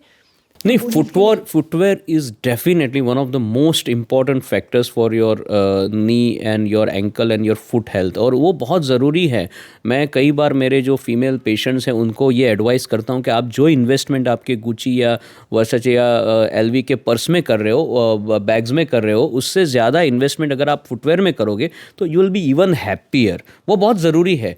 हर एक के फुटवेयर, आप अगर किसी भी अच्छी कंपनी की बात करें, वो नाइके, एडिडास या स्केचर्स या रिबॉक, तो उनके खुद की एक रिसर्च एंड डेवलपमेंट टीम होती है और उसके अंदर फुट एंड एंकल सर्जन्स होते हैं, बोर्ड सर्टिफाइड यूएस के, जो लोग डिज़ाइन करते हैं कि फ्लैट फीट वालों के लिए ये अच्छा है, आर्च सपोर्ट के लिए ये अच्छा है, दौड़ने के लिए ये अच्छा है। हम जब ये बड़े बड़े स्टोर में जाते हैं तो हमारे घर के लोग यही बताते कि ये सब तो पैसा कमाने के लिए ये बिक्री हो रही, ऐसा नहीं है। There is a science behind it, और हम विश्वास रख सकते हैं। हाँ, उनके थोड़े से पैसे इसलिए ज़्यादा हो सकते हैं कि उन साइंटिस्ट को वो लोग पे करते हैं, पर अगर आप वो शूज़, वो चप्पल अगर आप बाई करते हो तो उससे आपके स्पोर्ट्स वेयर से आपका फ़ायदा होता है। और जब आप वो हील वाले लेडीज़ चप्पल पहनते हैं तो उससे डेफिनेटली आपके कमर और नी और एंकल को नुकसान होते हैं। चलो मान ले कोई छोटा सा ओकेजन है, थोड़े टाइम के लिए आपने हील वाले जो भी चप्पल्स हैं वो पहने, तब तक के लिए वो ठीक है, पर रेगुलर बेसिस पे ये फुटवेयर पहनने, एस्थेटिकली, कॉस्मेटिकली अच्छे दिखने वाले और स्पोर्ट्स को अवॉइड करना, मैं तो यहाँ तक मेरे पेशेंट्स को एडवाइस करता हूँ कि अगर वो 45-50 की फीमेल है और साड़ी पहनती है, फिर भी वो अगर उसके नीचे स्पोर्ट्स शूज़ पहने तो उसमें कोई गलत नहीं। आज के ज़माने में कोई उनको गलत नहीं कहेगा, पर उनको धीरे धीरे उसकी आदत पड़ जाएगी और उनको कंफर्ट आएगा और जॉइंट्स के जो डैमेज हो रहे हैं वो डेफिनेटली उससे बच जाएंगे। बिल्कुल, दैट्स अ गुड पॉइंट, क्योंकि हम कल्चरली भी एक्सेप्ट नहीं कर पाते इंडियन वेयर के साथ स्पोर्ट्स शूज़ पहनना, लेकिन आजकल ट्रेंड चल गया है कि लोग लहंगा के अंदर भी स्पोर्ट्स शूज़ पहन रहे हैं शादी के लिए, so that they can have a good time, but this is important कि they are protecting their joints also. और एक और चीज़ मैं भी अपने प्रैक्टिस में देखती हूँ, हम कॉर्न बहुत ज़्यादा देखते हैं, कैलोसिटीज़ ऑन द सोल, तो उसमें लोग बोलते हैं कि नहीं मैं हील्स नहीं पहनती, लेकिन मैं फ्लैट्स पहनती हूँ। एकदम फ्लैट चप्पल पहनने से भी, क्योंकि आर्च को सपोर्ट नहीं मिल रहा है और वो अनइवन डिस्ट्रीब्यूशन हो रहा है वेट का, उसकी वजह से भी एंकल में पेन होना, प्लांटर फेशियाइटिस और ज़्यादा ख़राब होना, ऐसा देखा जाता है। तो उसके लिए आप क्या सजेस्ट करते हो कि कैसे टाइप का सपोर्ट वाला चीज़ें वो पहले? प्लांटर फेशियाइटिस नाउअडेज इतना कॉमन हो गया है, हमारे पास करीबन हर ओपीडी में 3 से 4 पेशेंट्स आते हैं। ज़्यादातर मैं यही एडवाइस उन पेशेंट्स को करता हूं कि आप घर में भी सॉफ्ट जो हील वाले, ज़रूर नहीं है कोई पर्टिकुलर कंपनी के, पर सॉफ्ट चप्पल, आप चप्पल खरीदने जाए और जो हील वाला पार्ट है उसमें दबा के देखिए कि कौन सा सॉफ्ट है। वो घर में भी मैं उनको बोलता हूँ आप 3 जोड़ी परचेज़ कीजिए, एक घर के लिए, एक घर के बाथरूम के लिए और एक बाहर के लिए। बट नीचे कड़क जगह पे अगर आपको प्लांटर फेशियाइटिस यानी एडी का दुखावा है तो नीचे कड़क जगह पे आपको पैर फॉर नेक्स्ट 1 मंथ रखना नहीं है, चाहे कुछ भी हो जाए। आप किसी के घर जाए तो भी वो घर वाली चप्पल लेके जाए। और बहुत ज़रूरी है कि हॉट वाटर टब में भर के उसमें थोड़ा सा हॉट वाटर फर्मेंटेशन, गर्म पानी की शिकाई कीजिए नमक डाल के। अगर फिर भी ना हो तो कई बार हम दवाई और इंजेक्शन का उसमें उपयोग कर सकते हैं, पर 90% ऑफ पेशेंट्स अगर सॉफ्ट चप्पल और गर्म पानी की शिकाई की तो वो अपने आप से ठीक हो जाते हैं। तो सर हम ऐसे पेन और जॉइंट के बारे में बात कर रहे हैं और बैक पेन के बारे में नहीं कर रहे, तो दैट इज़ कम्प्लीटली इनकम्प्लीट। तो हम क्योंकि इतना ज़्यादा आजकल बैक पेन ज़्यादा हो गई है, पहले तो जैसे मैंने बोला कि ओल्ड एज में ही देखा जाता था बैक पेन, आजकल तो 18 साल 20 साल के लोगों में भी इतना प्रॉब्लम हो गया है। और क्योंकि हमारा डेस्क जॉब बढ़ गया है, एक्टिविटी कम हो गई, उसकी वजह से बैक पेन और ज़्यादा देखने को मिलता है। तो let's just discuss about back pain. तो यहाँ पे we have this model that you brought, so थोड़ा सा इसके बारे में अनाटमी अगर डिस्कस हम करें तो क्या चेंजेस होते हैं विथ एज और कैसे हम इसको प्रोटेक्ट कर सकते हैं। सो बैक जो होता है उसमें बेसिकली मणके होते हैं। ये जो बोन्स की जो हड्डी या जो रीढ़ की हड्डी बोलते हैं वो मणके होते हैं, वो बोन्स के बने होते हैं। और उन हर एक के बीच में जैसे कि वो सस्पेंसर हमारे गाड़ी में होता है, वैसे ये डिस्क, ये छोटी सी गद्दी होती है जो रबर जैसी गद्दी होती है। और ये मणके और गद्दी के पीछे जो एक होल होता है, एक छेद होता है, उसमें से करोड़रज्जु यानी हमारी जो मेन नस, जो पैरों की मेन नस है, वो नस पास होती है। तो कुछ भी ऐसी एक्टिविटी, जैसे आपने नीचे आगे झुक के वजन उठा लिया, कोई भी ऐसी एक्टिविटी होती है तो वो मणका जो है उसके बीच की गद्दी पीछे खिसक जाती है, जिसको हम स्लिप डिस्क बोलते हैं, और वो पीछे वाली नस को दबा देती है, जिसके कारण एक तो आपको दुखावा कमर में होता है और ज़्यादा इम्पॉर्टेंटली वो जो दुखावा है वो पैरों में नीचे ड्रिवन होता है क्योंकि नसें दबी है। तो उसको हम स्लिप डिस्क बोलते हैं, जो कि बहुत कॉमन है आज के टाइम में। और सर सबसे most common cause for back pain क्या होता है, जैसे कि muscle spasm, habitual bad posture? Yes, so basically अगर हम मेरे पास किसी भी कहीं पे भी अगर कमर के दुखावे की, बैक के पेन का पेशेंट आए, तो सबसे इम्पॉर्टेंट जो 2 फैक्टर्स है, हाँ शुरुआत में तो हम उनको पेन किलर्स देते हैं, मसल रिलैक्सेंट देते हैं, रेस्ट का बताते हैं, गर्म पानी का शिकाई बताते हैं, वो 10 दिन में ज़्यादातर पेशेंट्स ठीक हो जाते हैं हर एक जगह पे। पर वो ट्रीटमेंट का एंड नहीं है, वो ट्रीटमेंट नहीं है, पेन किलर कभी भी ट्रीटमेंट नहीं होती है। जो ट्रीटमेंट है वो ये है कि फर्स्ट इज़ अर्गोनॉमिक्स, कि मान लो कोई अगर ऑफिस में 10 घंटे काम कर रहा है डेस्कटॉप पे बैठ के, तो बहुत ज़रूरी है कि अगर उनको एक बैक पेन का एपिसोड आया तो वहाँ पे अर्गोनॉमिकली जाके देखना पड़ता है कि उनका डेस्क का हाइट कितना है, उनका खुद का हाइट कितना है, उनकी चेयर का हाइट कितना है, उनका बैक रेस्ट कैसा है, उन्होंने डेस्कटॉप जो है, जो कंप्यूटर रखा है, वो किस दिशा में है, वो कितना ऊंचा है, कितना नीचा, अगर वो लिखने का काम है तो वो कैसे लिख रहे हैं। क्योंकि अगर कोई बंदा 2 घंटा काम कर रहा है तो ये सारी चीज़ें वो इतनी मैटर नहीं कर रही, पर अगर कोई बंदा 8 घंटा काम कर रहा है और इसमें से एक भी चीज़ गलत है तो वो बार बार बैक पेन के शिकार बनेंगे और हर बार अंदर की जो नसें होती हैं वो डैमेज होती जाएगी। तो अगर ऐसा हो रहा है तो आप गूगल पे या इंटरनेट पे पढ़ सकते हैं कि क्या रिकमेंडेशंस है। आप अपने सुथार को, अपने कारपेंटर को बुला के उस चीज़ों में अगर फेरबदल कर देंगे तो आपकी डॉक्टर की विजिट्स धीरे धीरे कम हो जाएगी। तो ये तो एक पहलू हो गया। दूसरा, अगर आपको बैक पेन को रोकना है तो बहुत ज़रूरी ये है कि आप अपने बैक को मजबूत बनाइए, क्योंकि डॉक्टर तो दुखावे की दवाई देगा, उसमें आपके शरीर में कोई मजबूती नहीं होगी।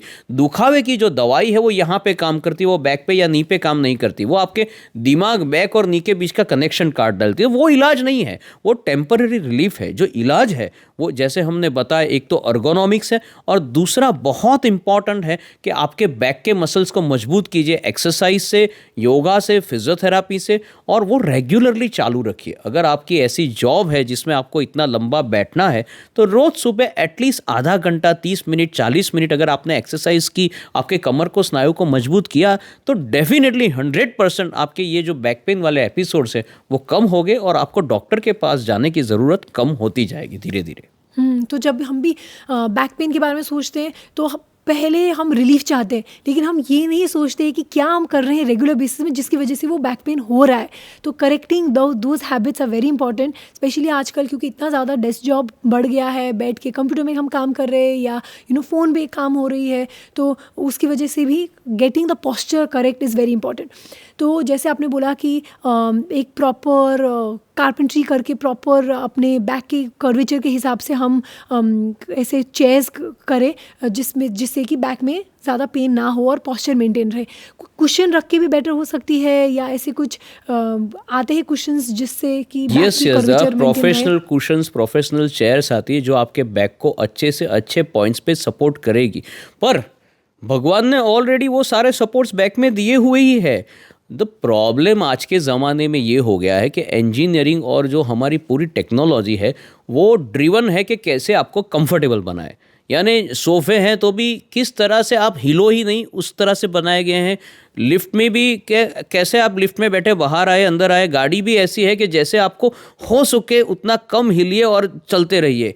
पर उन सब की वजह से ही ये सारे प्रॉब्लम्स भी है। तो अगर आपने जो कुदरत ने मसल्स दिए उसको मजबूत करेंगे, एक्सरसाइज कर वो डिफिकल्ट वाला पाथ लेके, तो शायद आपको चेयर में और कुशन्स में और सोफे में और गाड़ी में उन सब चीज़ों की ज़रूरत कम पड़ेगी। Correct, yes. So strength, muscle strengthening is the most important, ताकि आपका पॉस्चर मेंटेन रहे। तो जिनका बैक पेन है, आप क्या अगर ऐसे 3 एक्सरसाइजेज कोई पूछे कि जिससे कि बैक की मसल स्ट्रेंथ हो सकती है, तो आप क्या बोलोगे टॉप 3 या 4 जो चीज़ों से उनकी बैक की मसल्स में इम्प्रूवमेंट आएगी? सो बैक अकेली एक स्ट्रक्चर नहीं है सेपरेटली कि हम खाली बैक पे काम करें। Definitely for back upper back है जो कि चालू होती है गर्दन के ट्रेपेजियस मसल से, तो उसमें श्रग से चालू करके लेट डोर्साई उसके नीचे आता है, उसके नीचे लोअर बैक होती है जिसमें डेडलिफ्ट कर सकते हैं। लेट डोर्साई को करने के लिए भी बहुत सारी एक्सरसाइज है, पर बहुत ज़रूरी है कि साथ में आपके कोर मसल, कोर स्ट्रेंथनिंग, आपके पेट के आजू बाजू के पेल्विक गर्डल के जो मसल्स हैं उनको भी स्ट्रॉन्ग कीजिए, जिससे बैक के ऊपर अकेले के ऊपर लोड ना आए। तो ये सब मिला के दूसरी बात जो बहुत इंपॉर्टेंट है कि बैक आज के ज़माने में इतनी कॉम्प्रोमाइज़ क्यों है, क्योंकि बहुत सारे लोगों के पेट आगे निकल आए हैं। तो वो एब्डोमेन आगे होने की वजह से शरीर की सेंटर ऑफ ग्रेविटी जो होती है वो बैक के आगे आ जाती है। तो बैक को बेचारे को वो सेंटर ऑफ ग्रेविटी पीछे पकड़ रखने के लिए बहुत सारी मेहनत करनी पड़ती है। वो मेहनत मसल करने पर मसल खुद ही कमज़ोर है। तो इन सब को मिला के अल्टीमेटली फिर वो गिव अप कर देती है और फिर वो बैक पेन चालू हो जाता है। तो अगर आप घूम फिर के वापस से वो अगर आप पेट बेली, आपकी जो भी पेट के मसल्स है, पेट वो मजबूत करेंगे, पेट कम करेंगे और बैक के मसल्स को मजबूत करेंगे, तो ये सारे एपिसोड्स आपको कम होना ये स्वाभाविक है। ये कोई रॉकेट साइंस नहीं है, बहुत कॉमन सेंस की बात है कि अगर ये करोगे तो डॉक्टर की ज़रूरत नहीं पड़ेगी। पर मेडिकल साइंस, फार्मास्यूटिकल कंपनीज और हेल्थ केयर कि जो भी एडवांसमेंट, जो भी रिसर्च हुई है वो दवाइयों में हुई है, तो ये सारी बातें उसमें कम होती है, दवाइयों वाली बातें ज़्यादा होती है। पर वो जो रास्ता है वो अच्छा रास्ता नहीं है। बहुत अच्छा बात बोला आपने कि कैसे अदर बॉडी पार्ट्स के मसल्स जब हम स्ट्रॉन्ग करेंगे तो उसमें भी बैक का ही बेहतर हो रहा है। तो जब भी हम बैक पेन के बारे में सोचते हैं तो नहीं सिर्फ बैक का थोड़ा सा स्ट्रेचिंग कर लो या नी पेन हो रहा है तो उसकी स्ट्रेचिंग कर लो, ऐसा नहीं होता है। अगर जब हम सारे फुल बॉडी को हम एज अ वन यूनिट देखेंगे और पूरे बॉडी की मसल स्ट्रेंथनिंग, ऐप की मसल स्ट्रेंथनिंग का भी हम उसमें ध्यान देंगे तो definitely that has a positive impact on other body parts. So that is important. जैसे कि नी पेन को भी अगर हम करेंगे तो हिप का जॉइंट का मोबिलिटी भी अगर बेहतर करें, अडक्टर्स का मसल का भी हम बेहतर इस्तेमाल करें तो उसमें नी का भी प्रोटेक्शन होता है। So this is important to understand कि एब्डोमिनल ओबेसिटी जो बहुत कॉमन है, जो हम आजकल बोलते हैं कि स्किनी फैट, जो इंडियन स्किनी फैट होते हैं कि उनका कहीं भी मसल नहीं है लेकिन पॉट बेली है, बेली बाहर निकला हुआ है, तो उसकी वजह से भी बैक में ज़्यादा स्ट्रेस आने की वजह से बैक पेन ज़्यादा दिखने को मिलता है। तो yes, so maintaining weight is very important. Losing weight, वो बेली फैट कम करना और उसके साथ साथ एब्डोमिनल की जो कोर मसल्स है उसको भी स्ट्रेंथन करना, that is important so that we can strengthen the back. Sir, bone health के लिए इतना ज़्यादा सप्लीमेंट्स है अवेलेबल, और अदर देन कैल्शियम ऑल्सो इतना मार्केटेड है कि बोन को अगर मजबूत बनाना है को ये लेना चाहिए। तो what is your take on supplements? तो सप्लीमेंट्स अच्छे हैं, ऐसा नहीं है कि सप्लीमेंट्स नहीं लेने चाहिए, आप एक मल्टीविटामिन ऐड कर सकते हैं। जैसे हम सब में आज के ज़माने में B12 और D3 बहुत डेफिशिएंट है, कम ही होता है। D3 इसलिए कि हम ज़्यादातर इंडोर रहते हैं और धूप में नहीं जाते, और B12 इसलिए कि हमारा डाइट ऐसा है। तो मल्टीविटामिन, कैल्शियम, ये सप्लीमेंट लेने में कोई प्रॉब्लम नहीं हो, लेना चाहिए। कैल्शियम जो है वो 50 के बाद लीजिए तो ज़्यादा बेहतर है। फीमेल्स में after the menopause, around the menopause चालू करें तो ज़्यादा अच्छा है। मेल में कैल्शियम की हालांकि इतनी आवश्यकता नहीं रहती है, और मल्टीविटामिन हर एक को आफ्टर द एज ऑफ 40 लेना चाहिए। उसके सिवाय कम से कम 10 से 15 सप्लीमेंट्स हैं जो कि बहुत रेगुलरली रेकमेंड किए जाते हैं। वो थोड़े डिबेटेबल है किन में ज़रूरत है किन में नहीं है। मैं रेगुलर जनरलाइज बेस पे आपकी माध्यम से इन 2 ही सप्लीमेंट्स की बात करूंगा कि जो लेने चाहिए। बाकी के सप्लीमेंट्स अगर आपके डाइटिशियन, अगर आपके ट्रेनर, अगर आपके डॉक्टर एडवाइस करते हैं तो डेफिनेटली लीजिए। अपने आप से बाकी के जो भी सप्लीमेंट्स है, कोई ऐड देख ली या कोई टीवी में इश्तहार देख लिया तो आप अवॉइड कीजिए, क्योंकि उसका कोई फ़ायदा नहीं और हो सकता है नुकसान भी हो। एग्जैक्टली सर, मैं भी I am a staunch believer कि अगर आपको नहीं चाहिए सप्लीमेंट तो नहीं लीजिए, क्योंकि स्किन के लिए भी, स्किन ग्लो करने के लिए, ब्राइट करने के लिए इतने सारे सप्लीमेंट्स अवेलेबल है, हमें पता ही नहीं वो कैसे मैन्युफैक्चर हो रहे हैं, और रेगुलर बेसिस में आप क्यों कुछ डालना चाहोगे अपने बॉडी में जब उसकी आपको ज़रूरत ही ना Exactly. हो। एंड ऑल्सो जो सप्लीमेंट इंडस्ट्री है वो इतना टाइटली रेगुलेटेड नहीं है जितना कि फार्मास्यूटिकल इंडस्ट्री You है। are right. तो उसमें एग्जैक्ट अमाउंट कितना जा रहा है, एक्चुअली एलिमेंटल आयन जितना बोला गया है वो है उतनी मात्रा में, उतनी नहीं, क्या कंटेमिनेंट्स है उसमें, उसके बारे में कोई देख ही नहीं रहा है डिटेल में। तो इसलिए मैं यूजुअली मैं भी यही सजेस्ट करती हूँ कि जब तक ज़रूरत ना पड़े तब तक सप्लीमेंट ना ले, और हमेशा एक प्रोफेशनल गाइडेंस के अंदर ही सप्लीमेंट ले। Very तो right. That is the most important. और एक और एस्पेक्ट और जो आजकल जिम जा रहे हैं जिनको मसल बिल्ड करना है, वो एनाबॉलिक स्टीरॉइड्स और ऐसे कुछ सप्लीमेंट्स ले रहे हैं मसल बिल्डिंग करने के लिए, और शिलाजीत जो बोलते हैं जो हाई टेस्टोस्टेरोन होता है जिसमें, वो ले रहे हैं ताकि जल्दी से उनकी मसल मास बिल्ड हो। तो उसमें what is your opinion? See, anabolic steroids is very dangerous.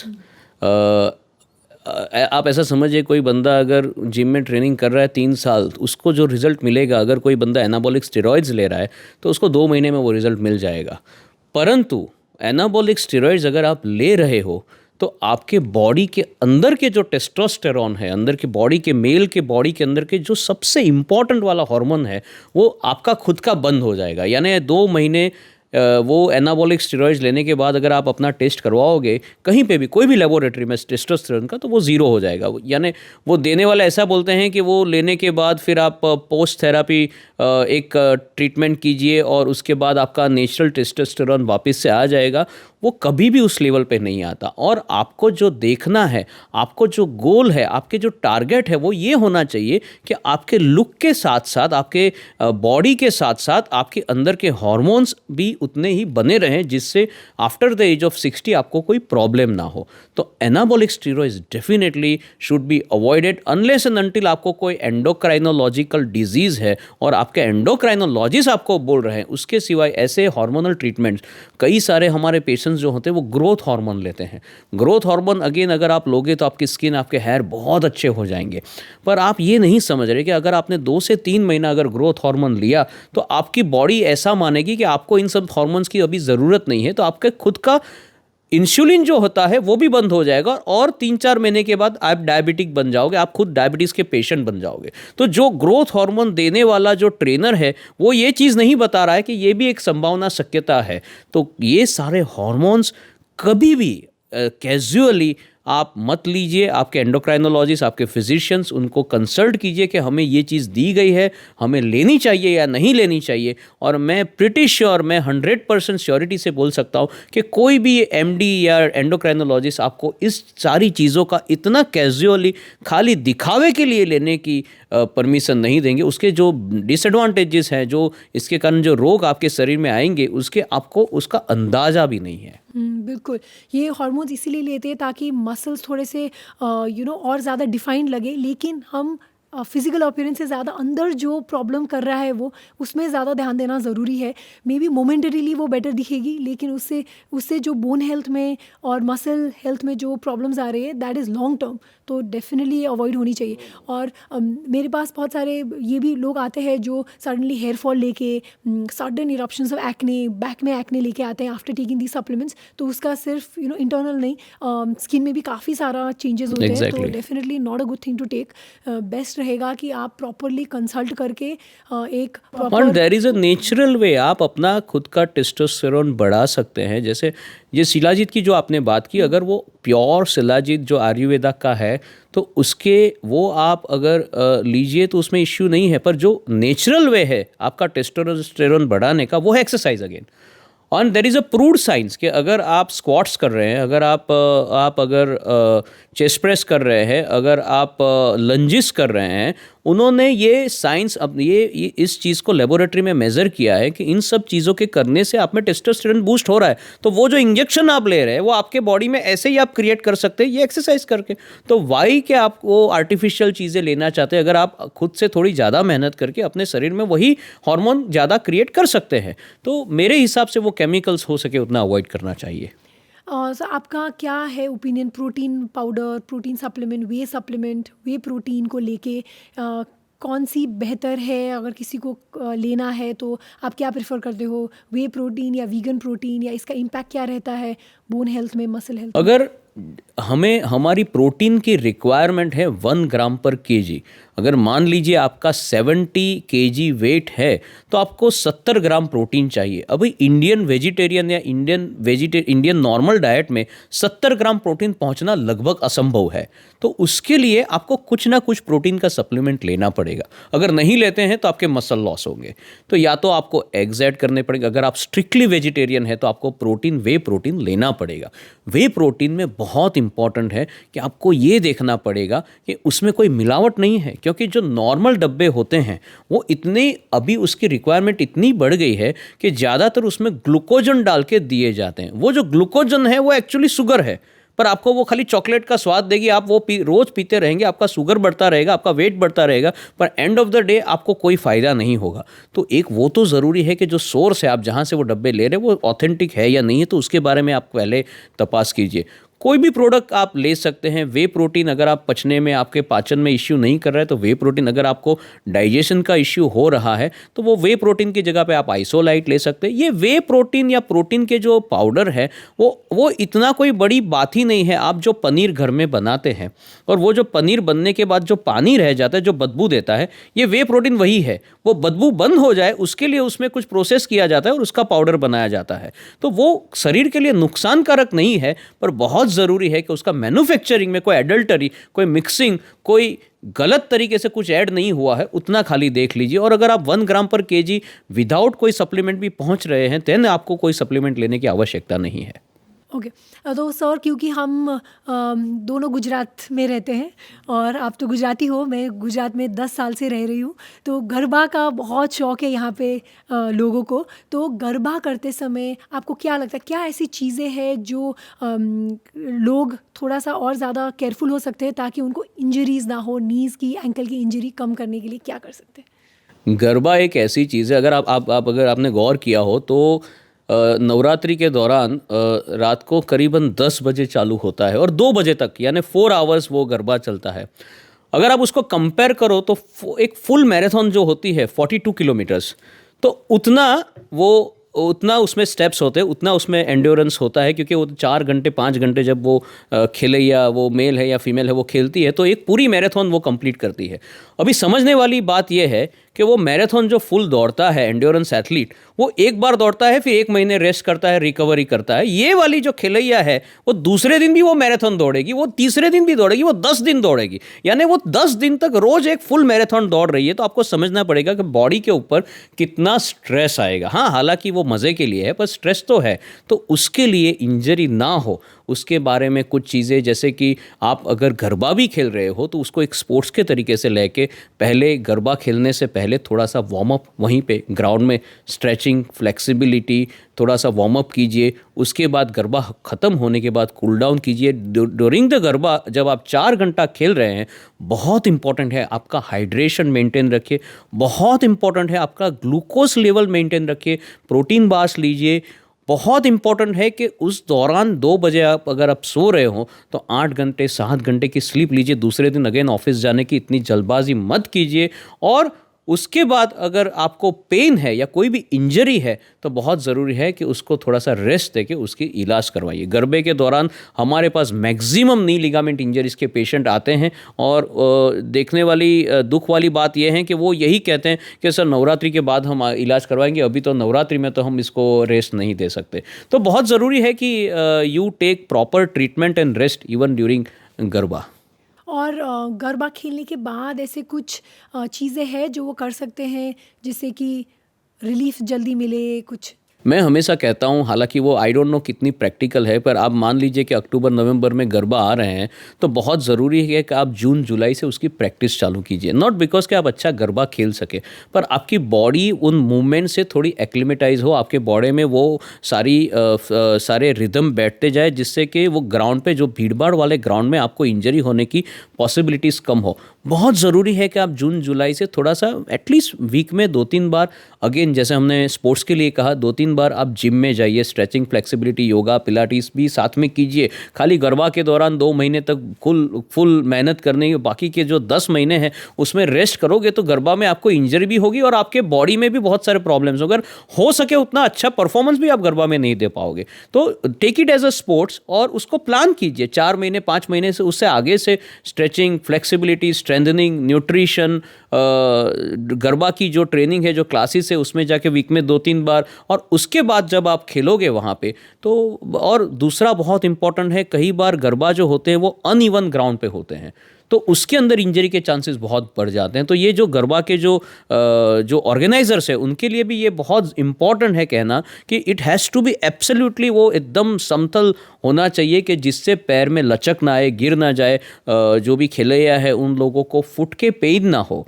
तो वो भी ज़रूरत है कि ज़रूरी है कि आप वो ऐसी जगह चुनो जहाँ पे ग्राउंड जो है वो एकदम प्लेन हो, उबड़ खाबड़ ना हो, जिसके कारण आपको इंजरी और नी और एंकल पेन और एंकल ट्विस्ट होने के चांसेस बहुत कम रहते हैं।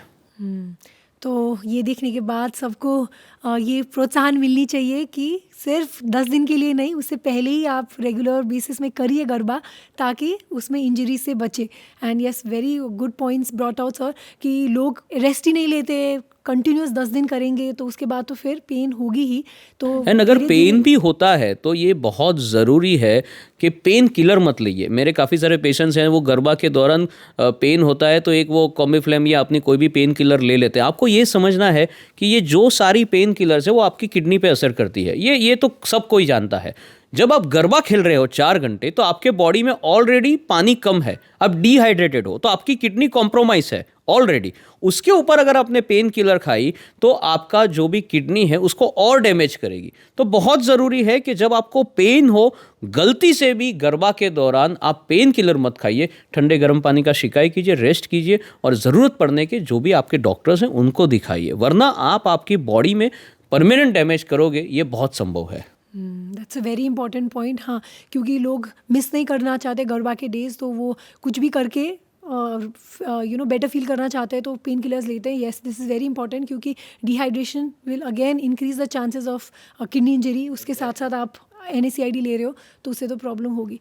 सो yeah, this is very good that we could educate people about this aspect, जो यहाँ पे बहुत ज़्यादा देखा जाता है। दूसरा एस्पेक्ट सर, ट्रैम्पोलिन पार्क्स में जाके बच्चों का इतना इंजरी हम देखते हैं, एंकल इंजरी, नी इंजरी, तो उसके बारे में आपका क्या कहना है? Should there be trampoline parks? कैसे इसको रेगुलेट किया जाए? कैसे हम सेफली उसको एंजॉय कर सकते हैं, या ऐसी चीज़ है जो नहीं करनी चाहिए? ट्रैम्पोलिन के बारे में मैं हमेशा हंसता हूँ कि ट्रैम्पोलिन से उनके जो भी जो बनाने वाले हैं उनसे ज़्यादा कमाई ऑर्थोपेडिक सर्जन की हुई है, क्योंकि दिस इज़ वेरी पेनफुल कि नॉट ओनली किड्स, बच्चे ही नहीं, इवन एडल्ट्स जो लोग ट्रैम्पोलिन में जंप करते हैं और जो एक्टिविटीज़ करते हैं वो इतनी अनरेगुलेटेड है कि हमने हर एक किस्म के फ्रैक्चर और लिगामेंट इंजरीज ट्रैम्पोलिन में और बैक इंजरीज हमने ट्रीट की हुई है। तो it is very dangerous and with due respect to all the organisers और ओनर्स, ट्रैम्पोलिन को मेरे हिसाब से कुछ रेगुलेशंस गवर्नमेंट को करने चाहिए कि उसमें कौन सी एक्टिविटीज़ अंडर द गाइडेंस होनी चाहिए, कौन सी एक्टिविटीज़ नहीं होनी चाहिए। लेकिन सरकार एक ऑर्थोपेडिक्स और फिजियोथेरापिस्ट के बोर्ड बना सकते हैं जिसमें वो गाइडेंस दे सकते हैं। मज़े की चीज़ है, कीजिए, प्रॉब्लम नहीं है, पर जिस तरह से इंजरी में, ये मैं नहीं, कोई भी ऑर्थोपेडिक सर्जन आपसे शेयर करेंगे कि बहुत सारे इंजरीज ट्रैम्पोलिन से आ रहे हैं, और अगर हम उसको निगलेक्ट करते रहें तो कल उठ के मैं और आप भी उसका शिकार हो सकते हैं। तो ये बहुत ज़रूरी है कि there is a request to the government के ऐसा कोई बोर्ड बना के एक गाइडलाइन दे के यही सारी एक्टिविटीज़ वो चालू रख सकते हैं। आई थिंक वो पूरा रश में वो भूल जाते हैं कि कितना डेंजरस है वो एक्टिविटीज़ जो कर रहे हैं। एक बार जंप करने लगे उनको मज़ा आता है, फिर उसके बाद वो फ्लिप्स करना, फिर वो कितना डिस्टेंस है between the other jumper and that person, उसके बीच में भी प्रॉब्लम है, बीच में जो कुशनिंग है वो भी प्रॉपर नहीं होती है। तो मुझे तो देख के इतना स्ट्रेसफुल लगता है वो एक्टिविटी कि कहीं पे भी लोग गिर पड़ रहे हैं कैसी भी पोजीशन में, स्पेशली एंकल इंजरीज और सब तो काफ़ी कॉमन होते हैं उसके बाद। तो आई थिंक डेफिनेटली जैसे आपने बोला कुछ रेगुलेशन की तो ज़रूरत है। ऐसा नहीं कि पूरा बंद करो, लेकिन एटलीस्ट पहले फ्लेक्सिबिलिटी चेक करे, या कुछ ही लोगों को अलाउ करे ये करने की, या अंडर सुपरविजन करे ताकि ये इंजरीज कम हो। ओके सर, सो फ्रोज़न शोल्डर के बारे में थोड़ा सा डिस्कस करें कि ये क्यों मिडिल एज वुमेन में ज़्यादा होता है? क्या हम ऐसी चीज़ें कर सकते हैं जिससे कि फ्रोज़न शोल्डर से हम बच सकें? सी फ्रोजन शोल्डर इतनी स्वीटी टर्म है, it is like a candy bar, कि हर कोई कंधे के किसी भी दुखावे के लिए ऐसा ही बोलता है कि मुझे फ्रोजन शोल्डर है। पर देखने लायक बात यह है कि all the shoulder pains are not frozen shoulder. वो कई सारी कंधे के अंदर, शोल्डर के अंदर बहुत सारी बीमारियां हैं, जैसे कंधे के मसल्स फट जाने, रोटेटर कफ टेयर और सारे इम्पिंजमेंट सिंड्रोम, शोल्डर डिसलोकेशंस। वो क्या है वो जानना और उसका इलाज करना ज़रूरी है। अगर मान लो सही में फ्रोजन शोल्डर है तो ज़्यादातर फ्रोजन शोल्डर या डायबिटीज़ और थायराइड वालों पेशेंट्स में देखा जाता है। हालांकि नॉर्मल पेशेंट्स में भी वो देखा जाता है, पर डायबिटीज़ और थायराइड में इसकी मात्रा बहुत ज़्यादा है। ज़्यादातर ऐसा देखा जाता है कि कंधा जो है वो स्टिफ हो गया हो, यानी बाल बनाने में प्रॉब्लम होना, कपड़ा पहनने में तकलीफ होना, उस करवट लेट जाने में तकलीफ होना, उसमें पेन जो होता है वो दिन के मुकाबले रात को ज़्यादा देखा जाता है। अच्छी बात यह है कि फ्रोजन शोल्डर खुद से ही ठीक होता है, यानी 1-1.5 साल का वो पूरा ड्यूरेशन है जो कि बहुत लंबा है। पर अगर आपने उस पर ध्यान तवज्जो नहीं दिया और अपनी एक्टिविटी करते रहे तो वो कंधा स्टिफ होके धीरे धीरे रेगुलर होके अपने आप से ठीक हो ही जाएगा। ऐसा एक भी पेशेंट आज दुनिया में नहीं है फ्रोजन शोल्डर का जो ठीक ना हुआ हो। प्रॉब्लम ये होती है कि उस दौरान, उस 6 महीने 1 साल के दौरान आप उसके बारे में इतना सोचो, इतनी सारी ट्रीटमेंट करवाते रहो कि आप ज़्यादा परेशान होते हो। अगर आपने उसको निग्लेक्ट किया तो मेरी गारंटी है 1 आध साल में वो अपने आप से ठीक हो ही जाएगा। So it's a self remitting disease. That's interesting. हाँ, I was not aware of that. और सो विमेन में क्यों इतना ज़्यादा देखने को मिलता है फ्रोजन शोल्डर? विमेन में the overall prevalence is more in women, overall prevalence is more in diabetic and thyroid patients. पर वो एक एपिडेमियोलॉजी है कि उसमें उन्होंने वो ज़्यादा देखा। उसका कोई ठोस रीज़न नहीं है कि कोई हार्मोन या कोई और वजह से, पर उनमें हाँ आपकी बात सही है कि फीमेल्स में वो ज़्यादा देखा जाता है। और कुछ ऐसे एक्सरसाइजेस, कुछ कर सकते हैं जिससे कि फ्रोजन शोल्डर से हम बचें? अगर फ्रोजन शोल्डर आपको होने वाला है तो उससे आप बच नहीं सकते, वो होने ही वाला है। एक्सरसाइजेज आपको और सब चीज़ों में फ़ायदा करेगी। फ्रोजन शोल्डर होने के बाद आप खुद से थोड़ी सी मोबिलिटी रखिए जिससे आपको वो ज़्यादा स्टिफ ना हो जाए, व ज़्यादा जाम ना हो जाए। पर अगर वो होने वाला है तो उसको प्रिवेंट करने के लिए अब तक मेडिकल फील्ड में ऐसी कोई एक्टिविटी, फिजियोथेरेपी, दवाई या कोई इंजेक्शन ऐसा नहीं है कि जो आपको वो बचा सकती है या वो प्रिडिक्ट कर सकती है कि आपको फ्रोजन शोल्डर होने वाला है। वो होने वाला है तो वो होगा और अपने टाइम पे होके वो निकल जाएगा। Okay, interesting. और एक दूसरा चीज़ है, सब लोग बहुत ज़्यादा वो नक्कल क्रैक करते हैं तो इसका क्या प्रॉब्लम हो सकती है बोन्स में? क्या इससे फिंगर्स मोटे हो जाते हैं? क्या इससे आर्थराइटिस होती है? ये सब सारे मिथ्स है जो मैं चाहती हूँ कि आप बस। आई थिंक ये एक आदत है, उंगलियों में से वो आवाज़, नकल ब्रेक करना, उंगलियों में से वो आवाज़ करना, वो एक आदत है। इसके पीछे की साइंस ऐसी है कि जब आप उंगलियों को स्ट्रेच करते हैं तो उसके अंदर कार्बन के बबल बनते हैं। अंदर के जो साइनोवियल फ्लूइड, उनके अंदर का जो लिक्विड होता है उसमें एक कार्बन डाइऑक्साइड का बबल बनता है। और फिर जब आप अचानक से उसको फोल्ड करते हैं तो वो बबल, जैसे वो बबल रैप फोड़ते हैं उसमें जैसे आवाज़ आती है वैसे टक टक टक टक आवाज़ आता है। बहुत इंटरेस्टिंग स्टडी है कि एक जर्मन साइंटिस्ट जो नोबेल प्राइज़ जीता है उसने की है। उसने लगभग करीबन, अगर मैं गलत नहीं हूँ तो 25 से 30 साल तक अपने एक लेफ़्ट साइड के नकल्स को टक टक टक टक किया और राइट साइड को नहीं किया। और उसके बाद उसने पब्लिश किया कि दोनों में एक्सरे, एमआरआई सब करवा के कि दोनों में कोई डिफरेंस नहीं है, यानी कि उससे हाथ में या आपके कोई नुकसान नहीं होता है। पर वो एक साइकोलॉजिकल ऑब्सेसिव कंपल्सन डिसऑर्डर ज़रूर से बनता जाता है, क्योंकि फिर आपको बार बार वो करने की आवश्यकता ज़रूरत पड़ती है। तो वो एक प्रॉब्लम है कि अगर आप उसको अवॉइड कर सको और आपके मन को कहीं और डाइवर्ट कर सको तो आप ज़्यादा हेल्दी कहला सकते हैं। पर उससे आपके फिंगर्स को, जॉइंट्स को कोई नुकसान डेफिनेटली नहीं होता है। Good myth to bust. और सब वो जो नीज में क्रैकिंग होती है उसका भी सिमिलर ही? नीज़ में क्रैकिंग की बहुत सारे रीजंस होते हैं। कईयों को, जैसे मेरे खुद में, अगर मैं नीचे उठ के खड़ा होता हूँ तो कट कट कट कट आवाज़ होती है, पर दैट इज़ नॉट, वो रोग नहीं है। उसके साथ अगर किसी को पेन है तो वो आर्थराइटिस हो सकता है, वो मेनिस्कस, गद्दी में फटान हो सकती है। उसके साथ अगर क्रैकिंग होती है तो हमें एमआरआई करवा के देखना चाहिए और जो भी कोई डिजीज़ है उसका इलाज करना चाहिए। पर खाली आवाज़ आना, कोई पेन ना होना, वो रोग नहीं है। उसके लिए कुछ करने की, कोई फिजियोथेरेपी, दवा, इंजेक्शन की आवश्यकता नहीं है। और एक और मिथ मैं चाहती हूँ कि आप बताओ कि वो एक्चुअली मिथ है कि फैक्ट है कि हाई इंटेंसिटी जो हम इंटरमिटेंट ट्रेनिंग करते हैं HIIT ट्रेनिंग, वो लोग बोल रहे हैं कि वो एक्चुअली आपके जॉइंट्स के लिए, बोन्स के लिए ख़राब हो सकती है कि इतना ज़्यादा इंटेंसिटी फिर stop and then again you doing it. तो इसमें कितनी सच्चाई है कि HIIT एक्चुअली अच्छी है बॉडी के लिए कि नहीं? HIIT फर्स्ट ऑफ ऑल तो बहुत चैलेंजिंग है, हर कोई आदमी इतनी अच्छे से कर भी नहीं पाएगा इतना हाई इंटेंसिटी, पर अगर आप कर पा रहे हो तो वो जॉइंट्स और मस्कुलोस्केलेटल सिस्टम के लिए ज़रा भी ख़राब नहीं है, उससे आपके बॉडी को कोई नुकसान नहीं होगा। हाँ, आपको उससे थकान होगी, आपके उसका हार्ट रेट आपका बहुत हाई जाएगा, पर उन सब के फ़ायदे ही है अगर आप कर सकते हो तो। That is one of the जो रिसर्चेस है वो बता दे कि HIIT is one of the best way to lose weight. वो एक सबसे अच्छा कार्डियो है क्योंकि आपके बॉडी जो है वो कंफ्यूज स्टेट में रहेगा और उसमें सबसे अच्छा कैलोरी लॉस और वेट लॉस होगा। पर ऑर्थोपेडिक पॉइंट ऑफ व्यू उसमें कोई आपके शरीर को डैमेज होता हो ऐसे कोई रिसर्च आर्टिकल या ऐसे कोई स्टडीज़ हमें देखे नहीं है। Okay, thank you so much sir, बहुत इन्फॉर्मेटिव था ये पॉडकास्ट। बस जाने से पहले मैं आपसे ये पूछना चाहूँगी कि 3 चीज़ें आप चाहते हो कि 3 चीज़ें जो सबको बोन हेल्थ, मसल, जॉइंट के बारे में पता हो, वो 3 चीज़ें क्या होनी चाहिए? आई थिंक ज़्यादातर चीज़ें हमने डिस्कस की, पर संक्षिप्त में अगर आप ऐसा पूछ रहे हैं कि 3 चीज़ें कि जो ये सारी जो टॉक है उसको कवर कर ले, तो उसमें सबसे पहले तो डेफिनेटली एक्सरसाइज ही आएगी। अगर आपको बोन हेल्थ अच्छा करना है तो एक्सरसाइज आपको डॉक्टर से, दवाई से दूर रखेगी, उसमें कोई दो मत नहीं है, दो राय नहीं है। और एक्सरसाइज एक वो वैक्सीन जो हम कोविड में तरह लेते थे कोविड से बचने के लिए, उसी तरह से ये एक वो वैक्सीन है जो आपको ऑस्टियोपोरोसिस से, आपको ओबेसिटी से, आपको बहुत सारे रोगों से दूर एक ही वैक्सीन बहुत सारे रोग से आपको दूर रख सकती है। दूसरी जो बात अगर मैं कहूँ तो न्यूट्रिशन एंड डेफिनेटली डाइट।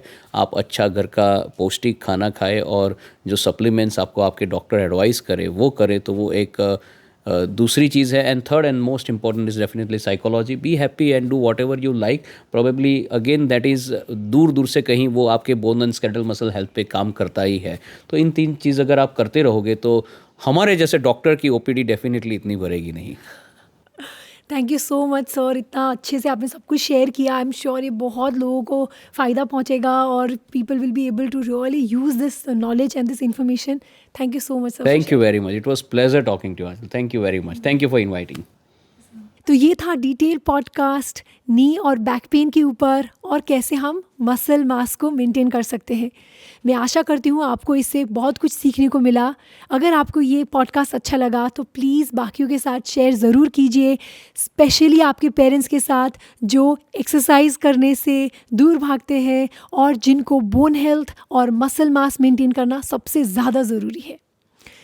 मैं आशा करती हूँ आपकी वीडियो अच्छा लगा और इससे कुछ सीखने को मिला। अगर आपको ऐसे स्किन और हेयर रिलेटेड वीडियोस अच्छे लगते हैं तो आप हमें हमारा इंस्टाग्राम हैंडल डॉक्टर आंचल MD में ज़रूर फॉलो करें। वहाँ पे रोज़ मैं ऐसे स्किन और हेयर रिलेटेड वीडियोस पोस्ट करती हूँ। ये वीडियो देखने के लिए शुक्रिया।